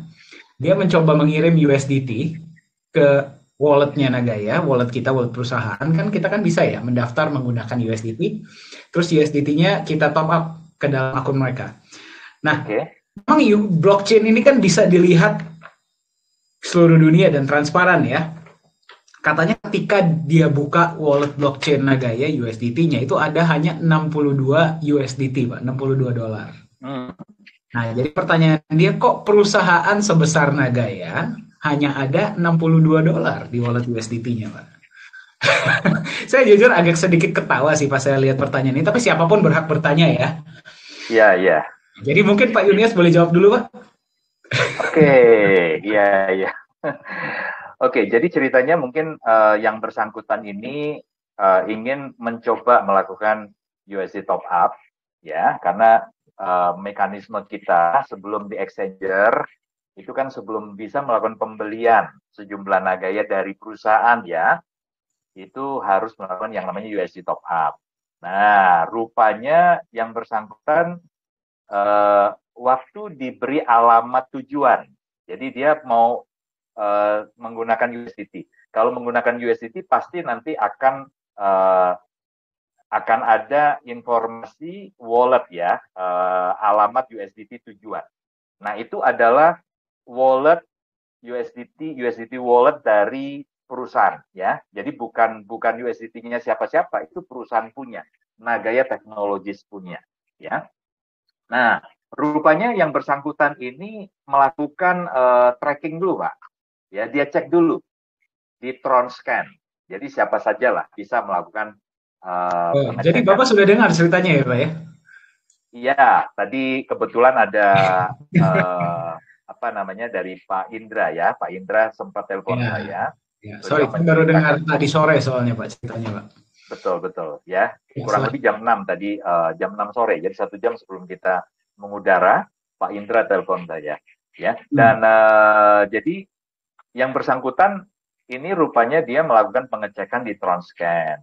Nah, jadi dia berpikir, wah, sekelas Nagaya, perusahaan sudah besar, 5,3 juta sekian sudah terjual, pasti di di alamat wallet ini pasti akan ada sejumlah dana yang besar. Ya, tapi ternyata dia terkejut, Pak. Dia cek hanya 62 USDT. Ya. Nah, jadi dia bilang dia ragu, masa perusahaan sebesar ini dananya cuma sekian gitu. USDT itu adalah salah satu metode saja. Ya, jadi ketika Anda melakukan USD top up, ya, pilihannya selain USDT, BTC, bisa transfer langsung ke rekening perusahaan yang ada di Singapura. Ya, nanti Pak Dhani kalau bisa tunjukkan, kita lihat ya sama-sama. Itu hanya salah satu metode. Nah, oke, di sini ya, Anda lihat USD wallet top up, ya. Jadi Anda bisa pilih metode yang pertama adalah melakukan bank transfer, ya, atau melalui USDT atau BTC, BUSD dan lain-lain. Nah, sekali lagi ini hanya metode saja, ya. Anda boleh pilih, tapi tujuannya adalah karena Anda ingin menempatkan sejumlah dana, ya, yang nantinya dana itu akan ditempatkan di USD wallet balance Anda. Oke, nah, coba bisa dicontohkan Pak ketika memilih USDT, ya, USDT, kemudian coba cek ke bawah Pak, ditarik ke bawah. Nah, katakan 1.000 Pak, 1.000 dolar. Di sini teman-teman kita semuanya sejahtera Pak, jadi 10.000 aja Pak. Oh, boleh, boleh. Buat 10.000. teman-teman kita di sini 1.000 nggak ada artinya Pak. Amin ya, Bapak Ibu ya. Ini saya Oke, doakan kemudian loh, next. kata-kata itu adalah doa loh. Oke, turun ke bawah. Nah, sebentar Pak, sebentar ya. Jadi ini ada total amount-nya adalah 10.250 US dollar. Ya, kenapa? Karena ada admin fee 2,5%. Ya, dan kalau 10.000 berarti 250 US dollar ya. Nah, total yang Anda harus transfer adalah 10.250 US dollar. Nah, di bawah di hadapan Anda bisa melihat itu kan ada alamat wallet tujuan. Ya, ini bisa di copy lalu kemudian bisa di tracking, ya bisa dicek di Tronscan. Nah, itu sebenarnya yang dilakukan oleh kawan kita ini. Dia melakukan pengecekan di Tronscan, lalu dia terkejut karena kok cuma 62 dolar atau 62 USDT. Nah, sementara ada kawan kita yang lain, Pak Dani, ya, itu cek jumlahnya wallet yang lain ya, karena ini kan setiap kali kita melakukan USD top up dengan USDT, alamat ini kan berubah, Pak. Berubah. Ya? Jadi kita ada Diacak. 10 sampai 20 wallet. Ya, Bahkan lebih akan saya. diacak. Iya. Diacak hampir sebenarnya seratusan, Pak. Ada Oh, seratusan. ratusan. Oke, ternyata Pak Betul. Yunis lebih update. Ya. Iya, seratusan. Jadi Ya. jadi ini di copy, kebetulan dia dapat satu alamat dari USDT wallet perusahaan yang dia cek 62. Sementara kawan yang lain ada yang 1.000 lebih. Ya, 1.000 lebih. Nah, teman-teman yang harus dipastikan adalah ingat ya, setiap dana yang Anda kirimkan melalui metode apa saja, setelah nanti diterima oleh perusahaan, ya, pertama yang dilakukan perusahaan adalah menempatkan US dollar itu ke USD wallet balance Anda. Nah, ya jadi ini sudah satu hal, terjadi konversi dari USDT dikonversi ke US dollar yang ditempatkan ke USD wallet balance Anda. Pak, bisa tolong ke depan Pak dashboard? Oke, kita ke dashboard. Nah, Anda lihat di sini ada USD wallet balance ya. Itu kebetulan ada 0,81. Jadi kalau tadi 10.250, 250 itu admin fee ya, itu tidak akan masuk. Jadi nanti akan ada di USD wallet balance Anda angka 10.000 US dollar. Nah, dengan angka 10.000 US dollar Anda baru bisa melakukan pembelian, Nagaya purchase. Ingat ya, itu sudah konversi loh. Dari USDT dikonversi ke US dollar. Nah, lalu kita bicara lagi. Setelah dikonversi ke Nagaya, ya Anda belikan Nagaya, berarti sah dong. Ya, sah dong. Anda sudah menerima sejumlah Nagaya, perusahaan menerima dana Anda sebesar 10.000. Nah, pertanyaannya itu dialokasi kemana? Satu, ya, 50% dari 10.000 tadi itu sudah pasti dialokasikan ke pos untuk menambah emas. Itu gold. Udah dibelikan, dialokasikan untuk pembelian emas. Kemudian 32,5% sampai bahkan 35% itu dialokasikan untuk proyek. Nah, ya belum lagi untuk referral, ya untuk biaya marketing lah, itu referral. Kemudian operasional, ya. Anda pikir untuk penyimpanan emas di the safe house atau the reserve itu nggak ada biaya sewa? Nah, itu diambil dari mana? Yaitu dari yang 2,5% sampai 5% dana sisa untuk operasional.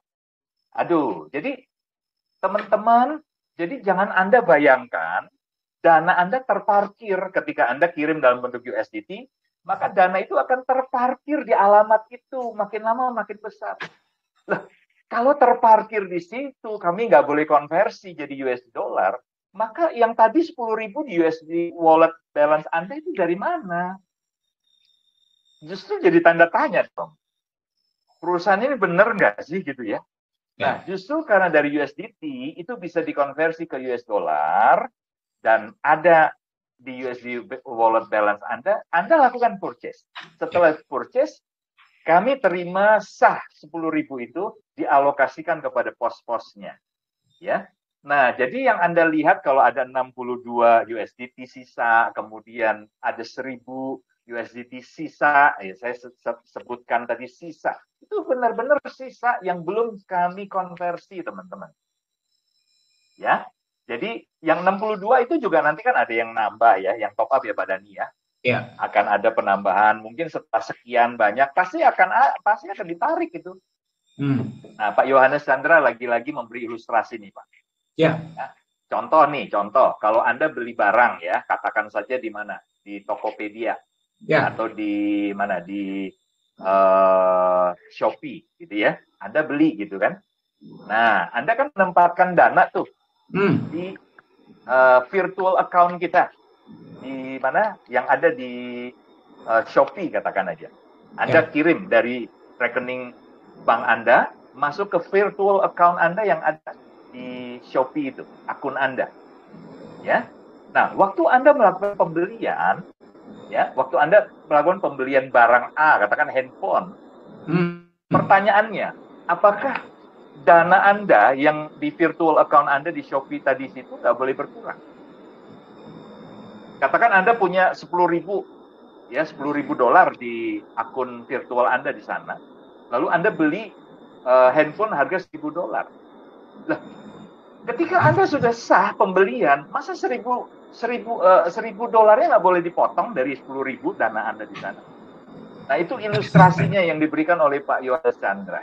Ya, jadi teman-teman, tentunya semua dana yang masuk di USDT, di BTC, ya alamat-alamat wallet tadi, itu pasti akan ditarik karena akan satu dikonversi di US dollar tadi supaya bisa ditempatkan di USD wallet balance Anda masing-masing. Yang kedua, setelah terjadi purchase pembelian Nagaya pasti dialokasikan untuk tujuan 50% emas, 32,5% sampai 35% untuk proyek dan lain-lain. Semoga menjawab ya Pak Dhani. Terima kasih Pak. Ya, mungkin saya menambahkan sedikit ya. Terima kasih, tadi udah sangat clear banget ya Pak Yunias. Saya mau menambahkan sedikit. Yang pertama, mungkin ini sebagai jawaban dari kami manajemen. Harusnya manajemen nggak ngurusin hal-hal seperti ini ya. Ya, siapapun boleh beropini. Ya, sekali lagi, siapapun boleh punya pendapat tentang Nagaya. Ya, tapi saya di sini tidak akan mau mencoba meyakinkan siapapun. Ya, jadi video ini bukan untuk meyakinkan siapapun. Setelah jawaban yang kami berikan, Anda mau percaya, mau nggak percaya, mau beli, mau nggak beli, mau masuk 100 juta, mau masuk 1 koin, bodoh amat, bukan urusan saya. Ya, tugas saya adalah mengedukasi dan memberikan informasi yang tepat. Itu saja. Ya, jadi kalau Anda datang ke kami bilang, Pak, saya mau mendapatkan informasi yang se-clear-clearnya mengenai Nagaya, ayo kita bicara. Dengan senang hati. Mau bicara tentang apa, ayo. Selama waktu memungkinkan ya. Tapi kalau datang, Pak, coba yakinkan saya bilang, Bapak coba cari perusahaan lain deh kalau gitu. Ya, cari aset lain deh yang bisa meyakinkan Bapak. Bukan itu tujuan saya. Saya lebih baik berbicara dengan para holder yang mau beli 1, 2, 3 koin tapi dia serius, daripada yang mau beli yang katanya ya, kebanyakan juga gak pernah kejadian biasanya ya, kalau udah ngomongnya di awal sudah sangat besar ya. Ya, tapi ujung-ujungnya hanya bicara saja. Saya tidak akan mau tanggapi. Karena tugas saya di Nagaya adalah mengedukasi dan memberikan informasi yang tepat. Oke, itu yang pertama. Yang kedua adalah, tadi Pak Yunias sudah jelaskan dengan sangat clear. Ya, dana yang masuk ke dalam perusahaan itu harus dikonversi ke dalam posnya masing-masing. Malah saya kaget, Pak. Ya, saya malah kaget. Di wallet tersebut bisa ada $62. Saya kira 0. Jadi Anda bayangkan, ya, ya, ini dana masuk nih, dolar kah, rupiah kah, terserah deh ya, masuk ke dalam salah satu dari, ini saya close dulu, salah satu dari beberapa cara-cara Anda bisa top up di Nagaya ya. Ini saya buka dulu USD top up ya. Oke. Nah, Anda masukkan uang fiat, uang Anda ya, ini uang Anda ya. Masuklah, kalau nggak ke bank transfer, kalau nggak ke wallet BNB, kalau nggak masuk ke wallet BUSD, masuk ke wallet Bitcoin, masuk ke Ethereum, ya, masuk ke USDT, atau masuk ke USDT yang TRC. Ini juga masing-masing itu nggak cuma satu akun loh. Mungkin USDT TRC ada beberapa akun. USDT TRC ada beberapa akun. Bitcoin ada beberapa akun. Ya. Ethereum ada beberapa akun. Berarti teman kita ini Pak sangat beruntung Pak, dari sekian banyak wallet yang ada, dia bisa menemukan salah satu wallet yang ada isinya. Luar biasa. Oke, nah jadi seperti ini ya, memang benar wallet dari kripto ini bisa dilihat oleh semua orang. Betul, saya setuju dan saya apresiasi ya, malah dia bisa menunjukkan itu beliau bisa menunjukkan itu kepada publik. Nah, tapi satu hal yang beliau mungkin belum lihat adalah ini. Kenapa yang ini nggak dicek? Tuh, ini kenapa nggak dicek? Kita bisa beli emas datangnya dari mana Bapak Ibu? Uang saya sendiri dari kantong, uang Pak Yohanes sendiri dari kantong. Oh, dana masuk ke Nagaya biarin aja di wallet, saya keluarin lagi di uang untuk beli emas. Atau Pak Dani, Pak Yunias, ayo kita patungan Pak, beli emas Pak. Ya dananya dari mana? Ya dananya dari dana pembelian lah. Kan kita bilang sama Anda, ya kita kan bilang dari awal. Tadi Pak Yunias sudah jelaskan dengan sangat clear. Dana masuk ke Nagaya, 50%-nya kita pakai buat beli emas. 50%-nya, sisanya itu ada alokasi untuk proyek, untuk operasional, untuk referral, dan sebagainya. Ya, justru kalau misalkan bisa ada emas di sini, Anda bisa terima profit sharing dari proyek, dana masih ada di USDT, Anda harus bertanya, loh Pak, terus Bapak jalankan proyek pakai duit siapa? Betul nggak? Profit sharingnya dari mana? Ya? Terus profit sharingnya dari mana? Ya, justru kemarin Pak Benny mengatakan ini dengan sangat, menurut saya sudah sangat clear ya di voice chat. Saya sempat dengar sebentar. Justru kalau perusahaan ada dana mengendap, justru itulah pertanyaan besar. Dana mengendap, Anda harus paham ya, dana mengendap yang masuk bukan cuma ke sebuah perusahaan, tapi juga ke sebuah perbankan. Dana mengendap itu dihitung sebagai sebuah liabilitas, bukan aset. Kenapa? Gara-gara dia tergerus inflasi, dia kena potongan biaya, segala macam. Dana itu harus cepat-cepat kita keluarkan agar bisa kita putarkan. Nah, kalau di Nagaya kan alokasinya jelas. 50% di emas, ada alokasi untuk proyek, untuk operasional. Itulah kenapa kita bilang Anda nggak perlu lagi bayar untuk the safe house. Kalau sampai ada apa-apa dengan proyek, sudah ada manajemen resikonya. Kan semua ada di white paper, tidak ada yang kita sembunyikan. Ya. Nah, jadi pertanyaan saya, kenapa ini emas tidak dikasih lihat kepada publik? Ini jelas-jelas kita kasih lihat loh. Anda nggak perlu punya skill IT loh untuk melihat emasnya Nagaya. Nah, terus satu lagi. Bentar, saya close dulu. Satu lagi, kita masuk lagi ke transparansi data, kita masuk ke profit and loss report. Nggak usah deh jauh-jauh, lihat deh yang paling terakhir.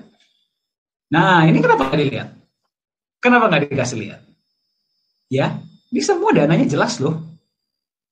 Ini semua sangat jelas. GA berapa, CA berapa, RCA berapa, eligible Nagaya yang menerima berapa, benefit proyek berapa untuk manajemen, 60% yang dibagikan berapa, semuanya dikasih lihat jelas.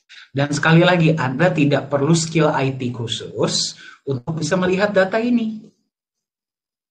Ya, jadi mungkin pesan saya bagi teman-teman di luar sana, pertama terima kasih ya sudah mengangkat pertanyaan ini. Sekali lagi, siapapun boleh punya pertanyaan, siapapun boleh membuat opini. Ya, siapapun boleh membuat opini dan kita tidak bisa menghentikan opini yang dibuat oleh siapapun. Karena semua orang berhak memberikan opini. Ya, cuman pesan saya, saran saya, ya saya dan Pak Yunias ini sudah dibiasakan oleh Pak Yohanes. Ya, kita sudah dibiasakan. Dani, Pak Yunias juga disampaikan ya Pak ya. Kalau berbicara harus sesuai dengan fakta dan data. Ya. Jangan buat-buat opini, jangan menggiring opini orang. Kita harus berbicara sesuai fakta dan data. Karena kita mau mencerdaskan toh. Ya, kita mau mencerdaskan toh, bukannya mau menyesatkan orang toh. Ya kamu harus berbicara berdasarkan fakta. Saya pernah tanya sama Pak Yunias, sama Pak Yohanes. Pak, kalau saya belum sempat riset bagaimana? Jangan bicara katanya. Lebih baik kamu diam. Udah kayak bapak saya ya Pak ya, dia ya, saya dimarahin. Kalau kamu belum punya data, belum punya fakta yang tepat, kamu lebih baik diam. Saya digituin. Bahkan saya pernah dimarahi. Ya, saya pernah beberapa kali saya dimarahin. Bahkan sama Pak Yohanes ya, dulu di awal-awal saya pernah cerita sama Pak Yunias. Saya pernah lagi presentasi, tiba-tiba tengah-tengah disuruh duduk. Udah saya aja katanya. Ini awal-awal saya di Nagaya. Ya, Kenapa? Gara-gara informasi saya tidak sesuai dengan fakta dan data yang ada. Ya, jadi sekali lagi Bapak Ibu sekalian, di luar sana siapapun boleh membuat opini. Kita tidak bisa hentikan. Ya, saya pun punya opini pribadi terhadap berbagai hal. Ya, tapi kalau saya menggunakan seragam Nagaya dan saya berbicara tentang Nagaya, kalau Anda duduk di sesi dengan manajemen Nagaya, saya punya tanggung jawab untuk berbicara sesuai dengan fakta dan data. Dan Pak Yunias juga sama. Ya, jadi saran saya kalau bisa next time lakukanlah dulu riset yang baik. Ya, karena kita punya tanggung jawab, terutama kalau kita dipandang. Kita punya tanggung jawab karena kita didengar, kita harus berikan informasi yang tepat. Dan di Nagaya bukan informasi tidak tersedia loh ya. Ya, sesi ini saya dan Pak Yunias ini lagi live loh. Iya Pak ya? Betul ya? Iya, betul. Bukan robot ini. Bukan robot loh. Ya, coba kalau Anda nggak percaya, Anda kirim saya pesan, saya bisa lihat nih sekarang langsung. Nih ada Pak Joriwi barusan, Nagaya is the best tulisannya. Ya, ya ada Pak La Armin luar biasa dengan paparan transparansi Nagaya. Betul, berarti kan pesan baru masuk. Ini sesi live dan kita bawakan untuk Anda berdasarkan fakta dan data yang ada. Ya, semoga menjawab ya. Jadi sekali lagi mungkin saya rangkum, kita tidak mencoba meyakinkan siapapun. Ya, kita tidak mau meyakinkan siapapun. Tugas saya dan Pak Yunias adalah berikan informasi yang pas, yang sesuai dengan fakta. Silahkan Anda tentukan sendiri mau beli berapa. Semoga menjawab. Masih ada waktu buat beberapa pertanyaan lain, Pak? Ya, teman-teman masih mau? Atau kita masih siap? Masih segar? Masih fresh? Masih semangat? Mungkin 1-2 pertanyaan lagi boleh ya, Pak ya? Hari ini kita akan kupas tuntas. Nah, ini seperti dari orang yang sama. Sepertinya, soalnya nada-nadanya mirip. Oke, saya pernah sempat buat akun di Nagaya, tapi saya tidak bisa transaksi peer-to-peer gara-gara tidak ada wallet address. Apakah berarti Nagaya ini hanya bisa ditransaksikan sama member? Kalau memang punya blockchain, harusnya bisa ditransaksikan ke semua wallet yang ada. Oke, silakan Pak. Ya, kalau saya lihat kasusnya adalah karena waktu dia buka akun, walletnya memang belum tercreate, Pak. Oke. Ya, jadi kan memang untuk akun Nagaya walletnya dia itu kan memang butuh waktu, ya.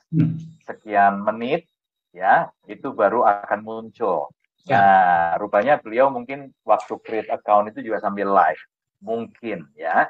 Jadi dia tidak melihat ada muncul alamat apa namanya Nagaya wallet address-nya, ya, itu tidak dia lihat. Dan jadi dia berpikir bahwa ini hanya bisa diperjualbelikan secara virtual atau bagaimana. Jadi dia mempertanyakan juga, kalau demikian bagaimana kita klaim bahwa Nagaya ini dijalankan jaringan blockchain sendiri, ya. Jadi teman-teman yang harus dipahami adalah untuk pendaftaran di awal, ya, sampai nanti Anda akan menerima wallet Anda, Nagaya wallet Anda, itu memang ada waktu, ya, ada delay. Nah, ini bukan karena, oh kalau gitu kan sistem atau servernya Nagaya lemot dong. Tidak, semua itu butuh validasi, semua itu butuh waktu, teman-teman, ya. Dan itu pun harus nunggu sampai berhari-hari, dalam hitungan menit. Anda mungkin close bentar, kemudian Anda masuk lagi, cek lagi, di refresh, udah muncul gitu. Ya, nah itu tinggal di copy. Jadi ini rupanya kesalahpahaman saja, kalau saya lihat, Pak.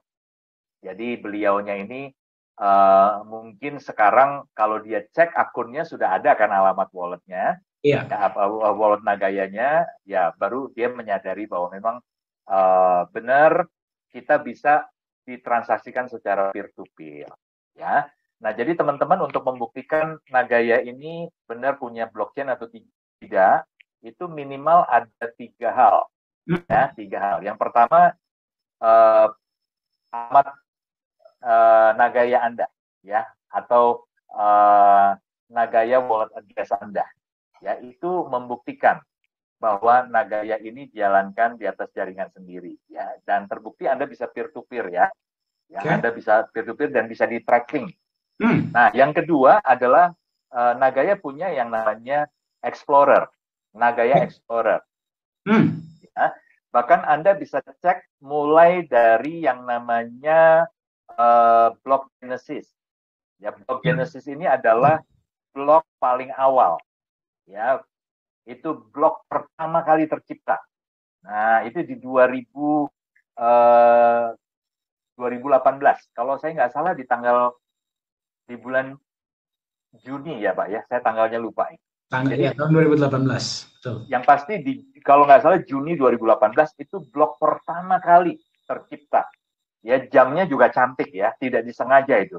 Jam 9 ya, 09:09. Jadi jam 9 menit ke 9 detik ke 9. Itu cakep banget itu. Ya. Dan sekali lagi ya, itu diciptakan bukan disengaja di jam itu. Ya, karena kalau jamnya mungkin bisa kita atur, detiknya Pak susah Pak. Ya. Nah, itu di Blog Explorer, teman-teman bisa cek ya. Dan mereka yang paham tentang blockchain itu dengan melihat Blog Explorer saja itu sudah tahu bahwa Nagaya itu dijalankan di atas sistem blockchain-nya, ya, jaringan blockchain sendiri. Nah, yang terakhir, yang ketiga adalah bukti bahwa kita ini memang punya blockchain sendiri adalah kita punya Qt Wallet, teman-teman. Ya, Bapak Ibu bisa download itu. Ya, dari website kita nagaya.co, nanti di paling bawah website itu ada pilihan untuk Anda bisa download Qt Wallet. Nah, silakan ya, itu bisa di-download di laptop atau di personal computer. Handphone tidak bisa ya. Silakan di-download, itu seperti brankas. Jadi kalau Anda taruh Nagaya Anda di Nagaya Wallet Anda, ya, itu seperti Anda simpan uang di bank. Nah, jadi taruh di bank, di perusahaan, di Nagaya, ya. Tapi kalau Anda taruh Nagaya Anda di Qt Wallet, itu seperti Anda simpan dana Anda di brankas. Nah, tapi itu artinya keamanannya sepenuhnya ada tanggung jawabnya di Anda ya. Ya, kalau brankas taruh di rumah bisa digondol maling, ya, bisa dibakar dan sebagainya. Nah, yang terjadi adalah yang harus hati-hati kalau sampai Anda lupa passwordnya.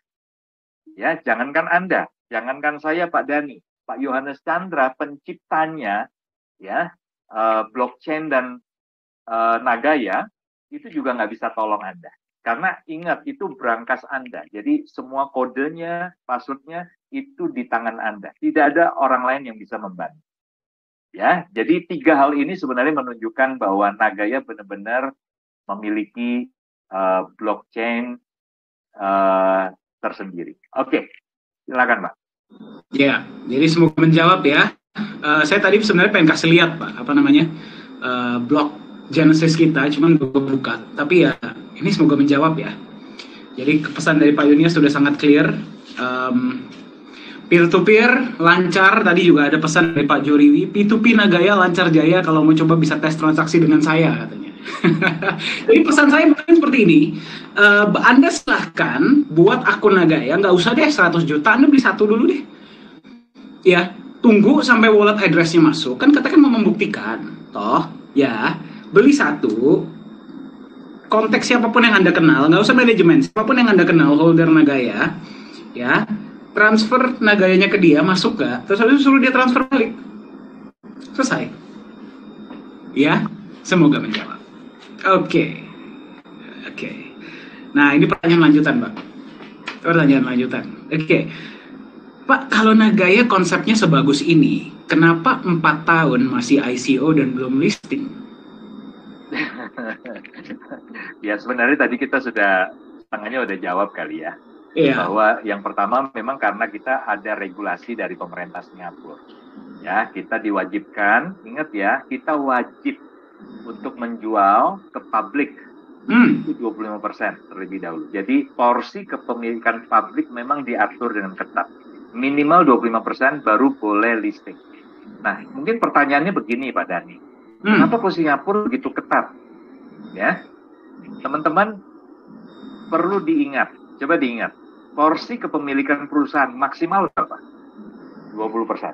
Ya. Ya. Ketika nanti kita masuk exchanger, katakan aja ya, Katakan kita boleh diizinkan nih sama pemerintah Singapura, baru 5% atau 10% maksimal. Ya, seperti hari ini sebenarnya kalau kita diizinkan, kita juga pengen kalau bisa sudah masuk nih ke exchanger. Ya kan? Sudah 5 juta lebih loh. Ya, itu artinya sudah 10% kan?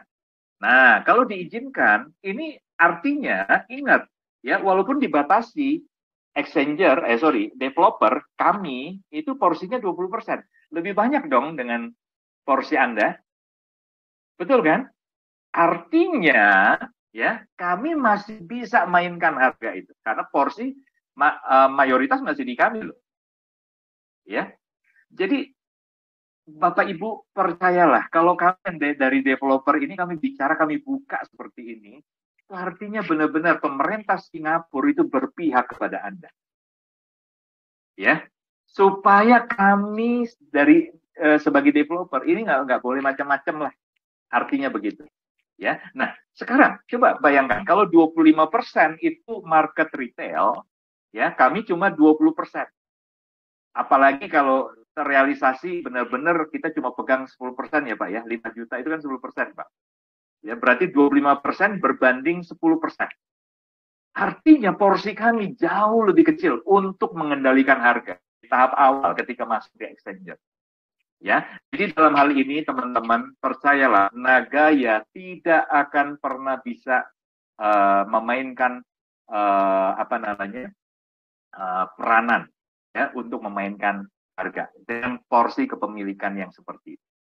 Ya, jadi itu hal yang pertama kenapa kami masih selama 4 tahun ini kami masih di tahap ICO karena regulasi pemerintah Singapura yang kami harus taati. Mungkin silakan Pak Dhani kalau ada tambah. Terima kasih Pak Yunias. Ya sudah sangat menjawab. Nah, tapi simpelnya tadi sudah sangat clear ya oleh Pak Yunias bahwa kita memang mengikuti regulasi Bapak Ibu. Ya. Sebenarnya kalau misalkan orang yang paham kripto Pak, ya mereka yang paham kripto, mereka lebih senang kalau koinnya itu di tahap ICO. Kenapa? Gara-gara berarti masih bertanggung jawab developer. Oh ya. Karena kalau sudah di market, harga sudah tidak bisa lagi dikendalikan. Itu yang pertama. Yang kedua, Anda harus memahami, selama sebuah koin itu masih di ICO, apalagi kalau Anda paham konsep Nagaya ya, berarti developer tuh masih keluar duit loh. Ya, masih keluar duit untuk segala macam hal. Ya, tadi Anda sudah lihat alokasinya seperti apa. Itu menunjukkan keseriusan dari Nagaya. Kalau tadinya Pak Yohanes Chandra sebagai CEO tidak serius dengan konsep Nagaya, apakah boro-boro 4 tahun, 1 tahun nggak masuk market, ditinggal kali Pak? Itu nggak Pak? Iya. Soalnya modalnya nggak kecil loh. Ya, kita berbicara tentang aset kripto, bikinnya modal kecil, apalagi token. Ya, terus abis itu marketingnya biasanya modal paling besar. Nah, tapi kalau di Nagaya modal besarnya untuk apa? Kantor, karyawan, edukasi, emas, proyek.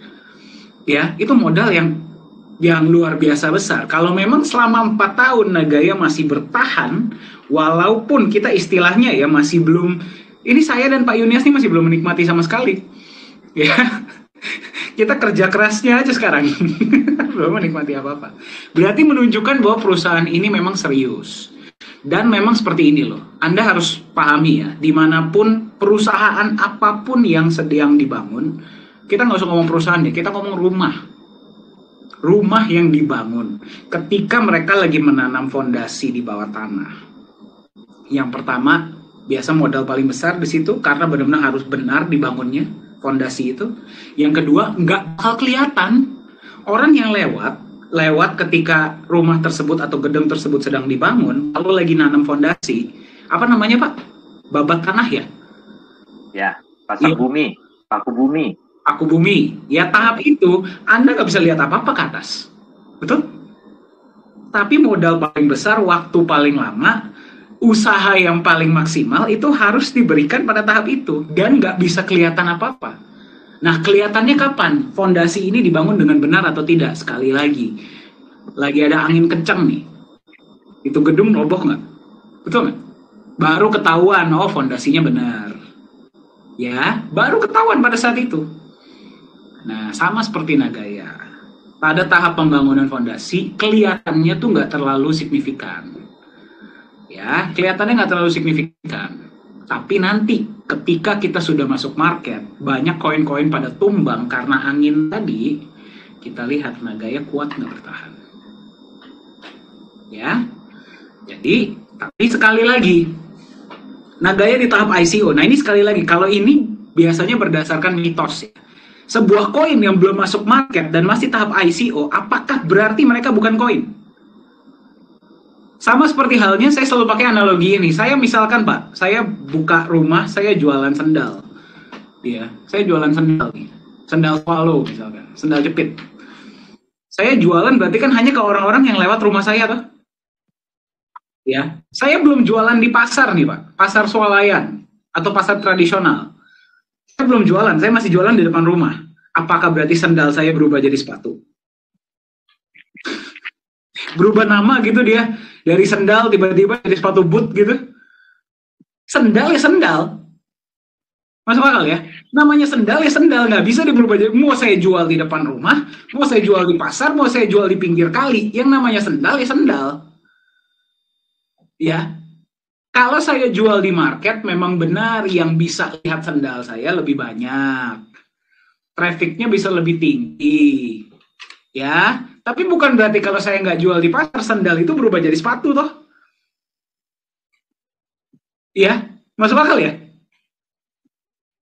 Nah, itu yang pertama, Pak. Yang kedua, misalkan saya jualan sendal nih, ya. Terus saya belum terdaftar di Asosiasi Penjual Sendal Indonesia. Apakah berarti sendal saya berubah jadi sepatu? Ya, itu beberapa hal-hal mitos-mitos yang biasa terjadi di dunia kripto. Nah, tapi sekali lagi, Anda silakan lakukan riset Anda sendiri. Nagaya ICO 4 tahun bukan berarti Nagaya itu bukan kripto. Bukan berarti Nagaya itu nggak punya blockchain. Ceknya dari mana dia itu blockchain atau enggak? Bukannya dari asosiasi, bukannya dari market. Kalau Anda paham blockchain, ya Anda cek Nagaya punya blockchain atau enggak. Ceknya dari blockchainnya langsung dong. Betul nggak? Anda tahu dari mana sebuah kripto punya blockchain atau enggak? Qt Wallet, Block Explorer. Anda cek transaksinya peer-to-peer sinkron nggak dengan Block Explorer-nya? Ya, atau Anda coba download Qt Wallet. Sesuai nggak dengan wallet blockchain sebenarnya? Itu baru Anda cek. Seperti halnya Anda cek dia itu sendal sepatu, bukannya Anda cek dia itu ada di market atau enggak. Tapi Anda cek dia itu sendal bukan? Kalau saya pakai dia itu sendal bukan? Ya, paham ya?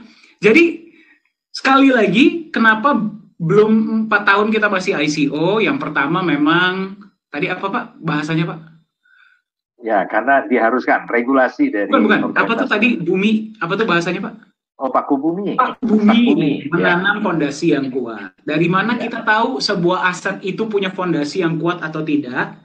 Nanti ketika kita sudah listing, ketika angin kencang, siapa yang roboh, siapa yang bertahan. Ya, dan sebuah koin masih dalam tahap ICO, bukan berarti dia bukan kripto. Seperti halnya Pak, Bitcoin pas pertama kali muncul, apakah dia sudah di exchanger? Justru exchanger itu muncul karena ada pihak-pihak yang melihat peluang. Betul? Ya, melihat peluang gitu loh. Karena ternyata transaksi peer-to-peer waktu Bitcoin Pak, itu nggak semua orang trust juga. Betul ya, jadi saya belum kenal Pak Dhani nih. Iya. Ya, saya punya... Kenal 2020 ya Pak ya? Ya, waktu itu saya sudah punya, katakan saja dari mining ya, saya punya 10.000 Bitcoin, BTC. Ya, lalu saya tawarkan nih ke Pak Dhani. Ya. Pak, saya punya 10.000. Ya. Katakan Bapak trust betul, percaya bahwa Bitcoin akan bernilai gitu ya. Nah, tapi sebelumnya kita belum pernah kenal. Bapak dari negara mana juga saya nggak tahu. Kita kenalan semuanya itu di udara aja. Online. Nah, sekarang Bapak yakin mau transfer dulu dananya ke saya, Pak? Saya bilang, Pak Dhani, saya punya 10.000, ya. Saya jual dengan harga sekian. Bapak transfer dulu ke saya. Agak ngeri sih, Pak. Ngeri. Nah, sementara kalau Bapak sebaliknya juga minta saya kirim dulu Bitcoin-nya, saya juga mikir, Pak. Ya. Saya kirim, belum tentu Pak Dhani akan bayar. Itulah kenapa ada perantara ya, Pak ya. Kemudian ada beberapa orang, ini orang-orang yang punya, ya, melihat peluang lah. Lalu menjembatani, dengan membuat exchanger. Itu salah satunya Pak alasan kenapa akhirnya muncul exchanger. Ya, dan Anda harus pahami, ketika Pak Yunius transfer Bitcoin ke saya, transfer Ethereum ke saya, transfer USDT ke saya, ya, si perantara ini, pihak ketiga, akan dapat fee dari kedua belah pihak loh. Iya. Nah, kenapa exchanger mulai muncul? Karena transaksi banyak. Tapi pertanyaan saya adalah, sebelum ada exchanger, apakah berarti Bitcoin itu bukan koin? Menurut saya itu sebuah statement yang sangat gak masuk akal, Pak. Iya kan? Jadi, sebuah koin itu berada di exchanger atau tidak menentukan dia itu koin atau bukan. Tahunya dari mana dia itu koin atau bukan? Dia cek blockchain-nya. Kalau kita berani bikin statement, koin ini bukan koin karena belum masuk exchanger. Nah, berarti kan Anda harusnya paham blockchain dong. Ceklah blockchain-nya. Ya. Ya, jadi semoga menjawab. Ya, ini beberapa hal-hal yang memang ya memang common knowledge ya, common knowledge. Tapi sekali lagi, common knowledge is not always right knowledge. Sesuatu yang apa ya bahasanya ya Pak ya, dibicarakan oleh banyak orang, dipercayai oleh banyak orang, belum tentu dia itu adalah sesuatu yang benar. Ya, semoga menjawab. Oke, Pak, apa kita close atau pertanyaan terakhir untuk hari ini? Yang terakhir ini aja Pak. Yang terakhir, oke. Masih semangat? Coba saya lihat. Di sini masih semangat atau sudah pada mau malam mingguan, malam Sabtuan? Oke, siap. Oke, masih semangat semua, Pak. Oke, satu pertanyaan terakhir. Yang terakhir itu tentang kenapa kok dari manajemen itu menganjurkan untuk di hold. Oke, silakan, Pak. Oke, jadi saya jawab ya. Silakan, Pak. Ya, jadi teman-teman sebenarnya dari perusahaan itu hanya bisa mendorong Anda untuk memiliki sebanyak mungkin Nagaya. Kenapa? Karena kami dari manajemen sudah memikirkan masa depan dari Nagaya ini seperti apa. Ya.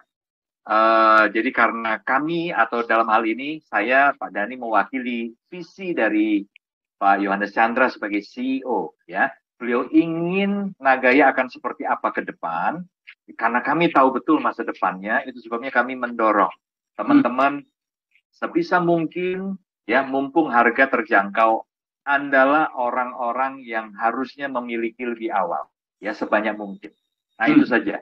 Jadi artinya kalau kami mendorong Anda memiliki, itu artinya juga sebagai sebuah dorongan untuk nge-hold, menahan. Ya, kalau Pak Dhani sering ingatkan beli lagi dan tunggu. Ya, jangan tunggu beli Nagaya, tapi beli lagi dan siapa yang suka ngomong begitu ya Pak ya? Nah itu, lupa ingatan. Ya teman-teman, seperti ini ya. Sebenarnya ketika Anda memutuskan untuk menjual, ya ingat kita dari awal dari 2018 sudah ada saluran untuk peer-to-peer. Ya, tinggal Anda cari orang yang ingin membeli dari Anda dan sepakati harganya. Maka penjualan itu, ya penjualan pembelian pasti akan terjadi atau transaksi itu pasti akan terjadi. Ya, dan sudah terbukti. Ya, jadi sebenarnya kalau kita bicara ini sudah agak basi ya, karena sudah banyak praktek teman-teman yang berjual beli, bertransaksi satu dengan yang lain, dan tidak ada masalah. Nah, cuma satu hal yang saya ingin garis bawahi adalah teman-teman, transaksi peer-to-peer itu sama sekali tidak menambah keuntungan, sekaligus tidak membuat perusahaan, ya dalam hal ini kami manajemen merugi. Jadi kami tidak lebih diuntungkan, tapi kami juga tidak dirugikan dengan praktek peer-to-peer. Catat ini baik-baik, ya, karena ini peer-to-peer itu kan antar holder. Dan belum ada fee ya Pak ya, kita belum charge fee ya. Dan kita tidak charge fee. Jadi kami tidak mengambil keuntungan. Jadi perusahaan tidak diuntungkan, tapi catat ini baik-baik, perusahaan juga tidak dirugikan dengan praktek itu. Kerugiannya paling cuma satu Pak Dhani. Ya, kalau peer-to-peer-nya masif, maka peluang kita untuk ke 6 juta dan ke 10 juta akan lebih lama. Ayo, siapa yang rugi? Ya. Yang pegang Nagaya dong, karena terima 2 kali, terimanya cuma sekali. Mungkin saja ada seseorang yang sudah punya dana nih Pak, dia mau nambah Nagaya, dia mau beli dari perusahaan dengan harga 3,82. Tiba-tiba ada tawaran Pak, lebih murah. Nah, bisa saja dia akhirnya memilih untuk peer-to-peer karena dapat harga diskon. Sah-sah saja tidak dilarang. Ya, tapi ya itu tadi, akhirnya target penjualan kita juga akan lebih lambat. Cuma itu saja. Tapi secara umum tidak ada kerugian. Peer-to-peer itu tidak merugikan pihak kami, sekaligus tidak menambah keuntungan buat kami. Jadi ini perlu dicatat, kalau kami menganjurkan hold, tahan, itu tujuannya cuma satu. Karena jangan sampai Anda menyesal di kemudian hari. Ingat ya, setiap Nagaya yang Anda pegang, itu bukan saja di backup dengan emas dan emasnya bertambah. Backup emas, lindung nilainya bertambah. Tetapi yang kedua, Anda menerima benefit dalam bentuk pembagian keuntungan dari semua proyek-proyek yang nantinya akan dijalankan. Yang sudah dan yang nantinya akan. Bayangkan, dari satu proyek saja Anda setiap bulan terima 1 kali. Ya. Proyek kedua nanti ketika 6 juta terjual, Anda terima 2 kali. 10 juta diusahakan, proyek ketiga sudah jalan. Ya, ketika penjualan 10 juta. Berarti per 10 hari paling tidak Anda akan terima pembagian keuntungan dari satu proyek. Setiap 10 hari sekali. Nah, kalau Anda jual hari ini, maka keuntungan tadi itu pindah tangan. Betul ya? Dan ingat ya, kami tidak ada kerugian, bukan berarti kalau dijual terus hilang gitu, atau nanti profit kami lebih sedikit. Enggak. Yang kami jalankan proyek real kok, ya kan? Itu tidak. Ya, jadi setiap keuntungan proyek ini akan dibagikan kepada sejumlah Nagaya yang berhak. Nah, tentunya sejumlah Nagaya yang berhak ini pemiliknya siapa? Nah, kalau hari ini karena gara-gara ada video itu, lalu Anda jadi nggak trust, kehilangan kepercayaan dengan kami, buru-buru Anda jual, nggak apa-apa. Sekali lagi, Nagaya tidak dirugikan. Ya, tapi Anda akan menyesal nanti di kemudian hari. Kenapa? Karena benefit ketika sudah jauh lebih besar dari yang hari ini bisa diberikan oleh perusahaan, itu sudah pindah tangan. Ya, orang lain yang siap untuk serok hari ini, itulah yang akan menerima benefit maksimal. Ya, jadi mungkin itu Pak yang saya bisa sampaikan terkait dengan permasalahan kenapa kok kita mendorong orang untuk hold. Ya, mungkin Pak Dhani silakan kalau ada mau tambahkan. Setuju banget ya, sepertinya sudah sangat clear. Saya tambahkan sedikit saja ya. Kenapa kita dorong Anda untuk hold? Sekali lagi, Pak Yunias benar. Kita care sama Anda. Kita peduli sama Anda. Sekarang gini loh. Kalau saya sebagai manajemen nih ya, saya tahu saya punya satu aset. Saya lagi ngomong sama Anda yang sedang mendengarkan saya ya. Saya punya satu aset yang saya tahu ke depannya, dan saya yakin seyakin-yakinnya, karena saya sudah lihat dari dalam manajemen. Pak Yunias pun sudah melihat. Kita sudah tahu rencana apa yang Nagaya miliki untuk 5, 10, 20, 50 tahun ke depan, walaupun belum semua ya, karena nggak mungkin semua juga di-share ke kita. Tapi yang paling penting adalah kita tahu visi, integritas, kejujuran, kerja keras dari Pak CEO kita. Jadi kita tahu kita tuh berada di sebuah perusahaan yang tepat. Ya, dan kita bukan cuman ngomong seperti ini hanya gara-gara kita di manajemen ya, tapi kita tahu gara-gara kita juga melihat pola Bapak Ibu. 4 tahun terakhir, semua yang beliau ucapkan terjadi. Semua yang beliau katakan saya mau lakukan terjadi. Ya, bukan gara-gara beliau ini punya special powers, bukan. Ini adalah yang namanya integritas. Ngomong sesuatu kejadian. Beliau tidak banyak bicara, tidak banyak buat janji, tapi sekalinya buat janji kejadian. Beda ya, janji sama target ya. Apapun yang beliau ucapkan, saya mau lakukan untuk holder Nagaya terjadi. Nah, jadi kenapa kita dorong para holder untuk hold? Karena saya peduli sama Anda. Saya tahu banyak dari Anda yang pernah punya pengalaman kurang baik sebelumnya. Saya tahu Anda yang sedang mendengarkan saya, ya, ini pasti punya impian.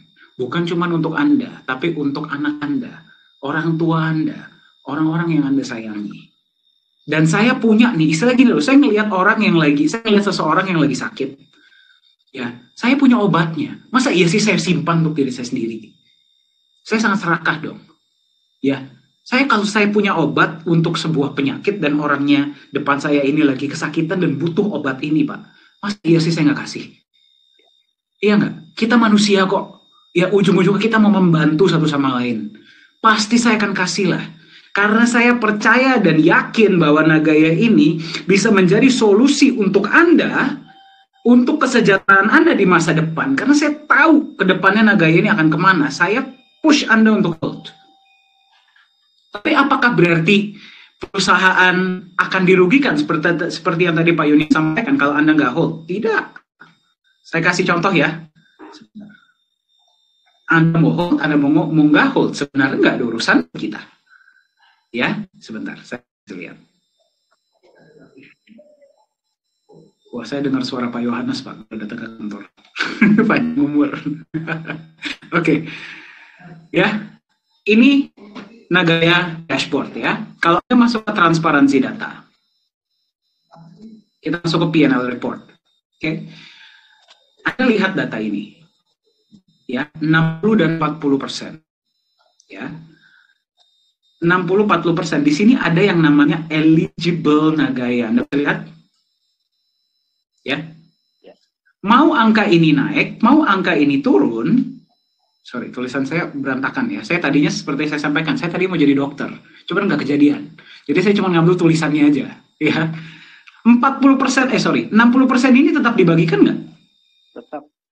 Tetap tidak akan berubah. Mau ini angka 4.600.000, mau ini angka 40 juta, mau ini angka 1 juta.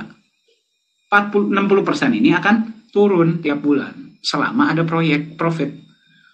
Bayangkan, ini cuma dari satu proyek. Kalau nanti kita ada 2 proyek, bukan kalau, ketika kita ada 3 proyek, 4 proyek, 5 proyek.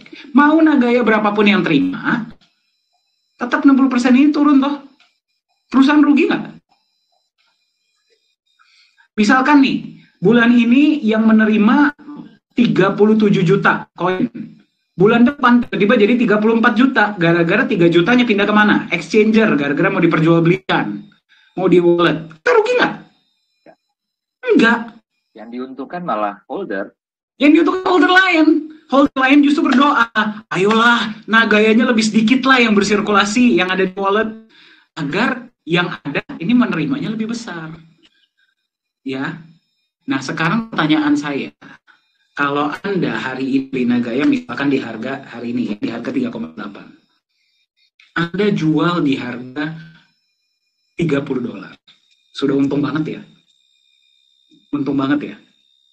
Walaupun saya bersyukur Anda sudah mendapatkan benefit segitu besar, habis 1 tahun Nagaya jadi $100, siapa yang menyesal?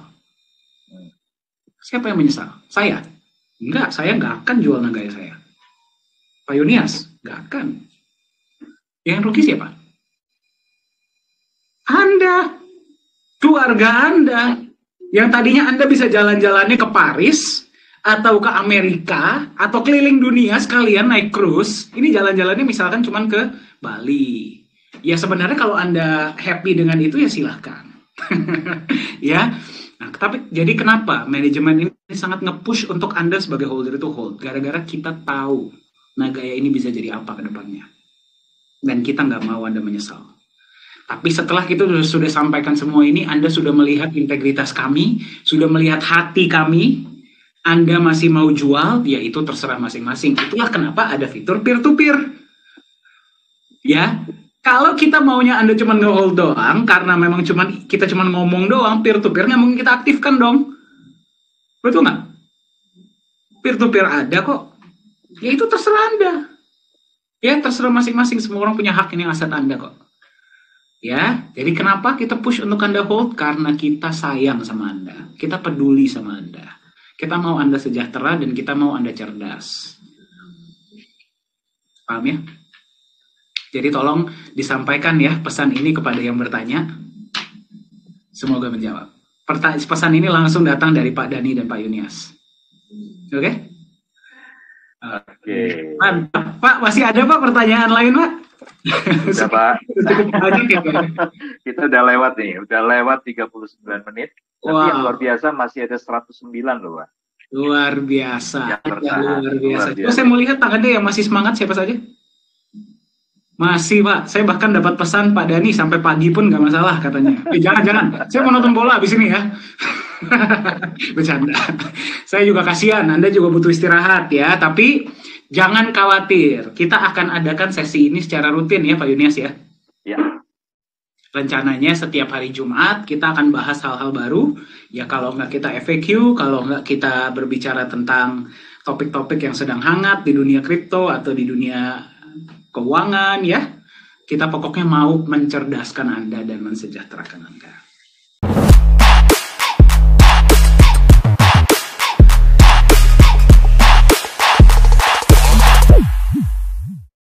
Halo semuanya, selamat datang di Nagaya Family Tim Benilu.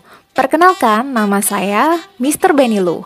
Bergabunglah bersama kami, Tim Benilu, the biggest team in Nagaya. Orang cerdas, pilih Nagaya. We are Nagaya Family, nagayakan Indonesia, viralkan Nagaya.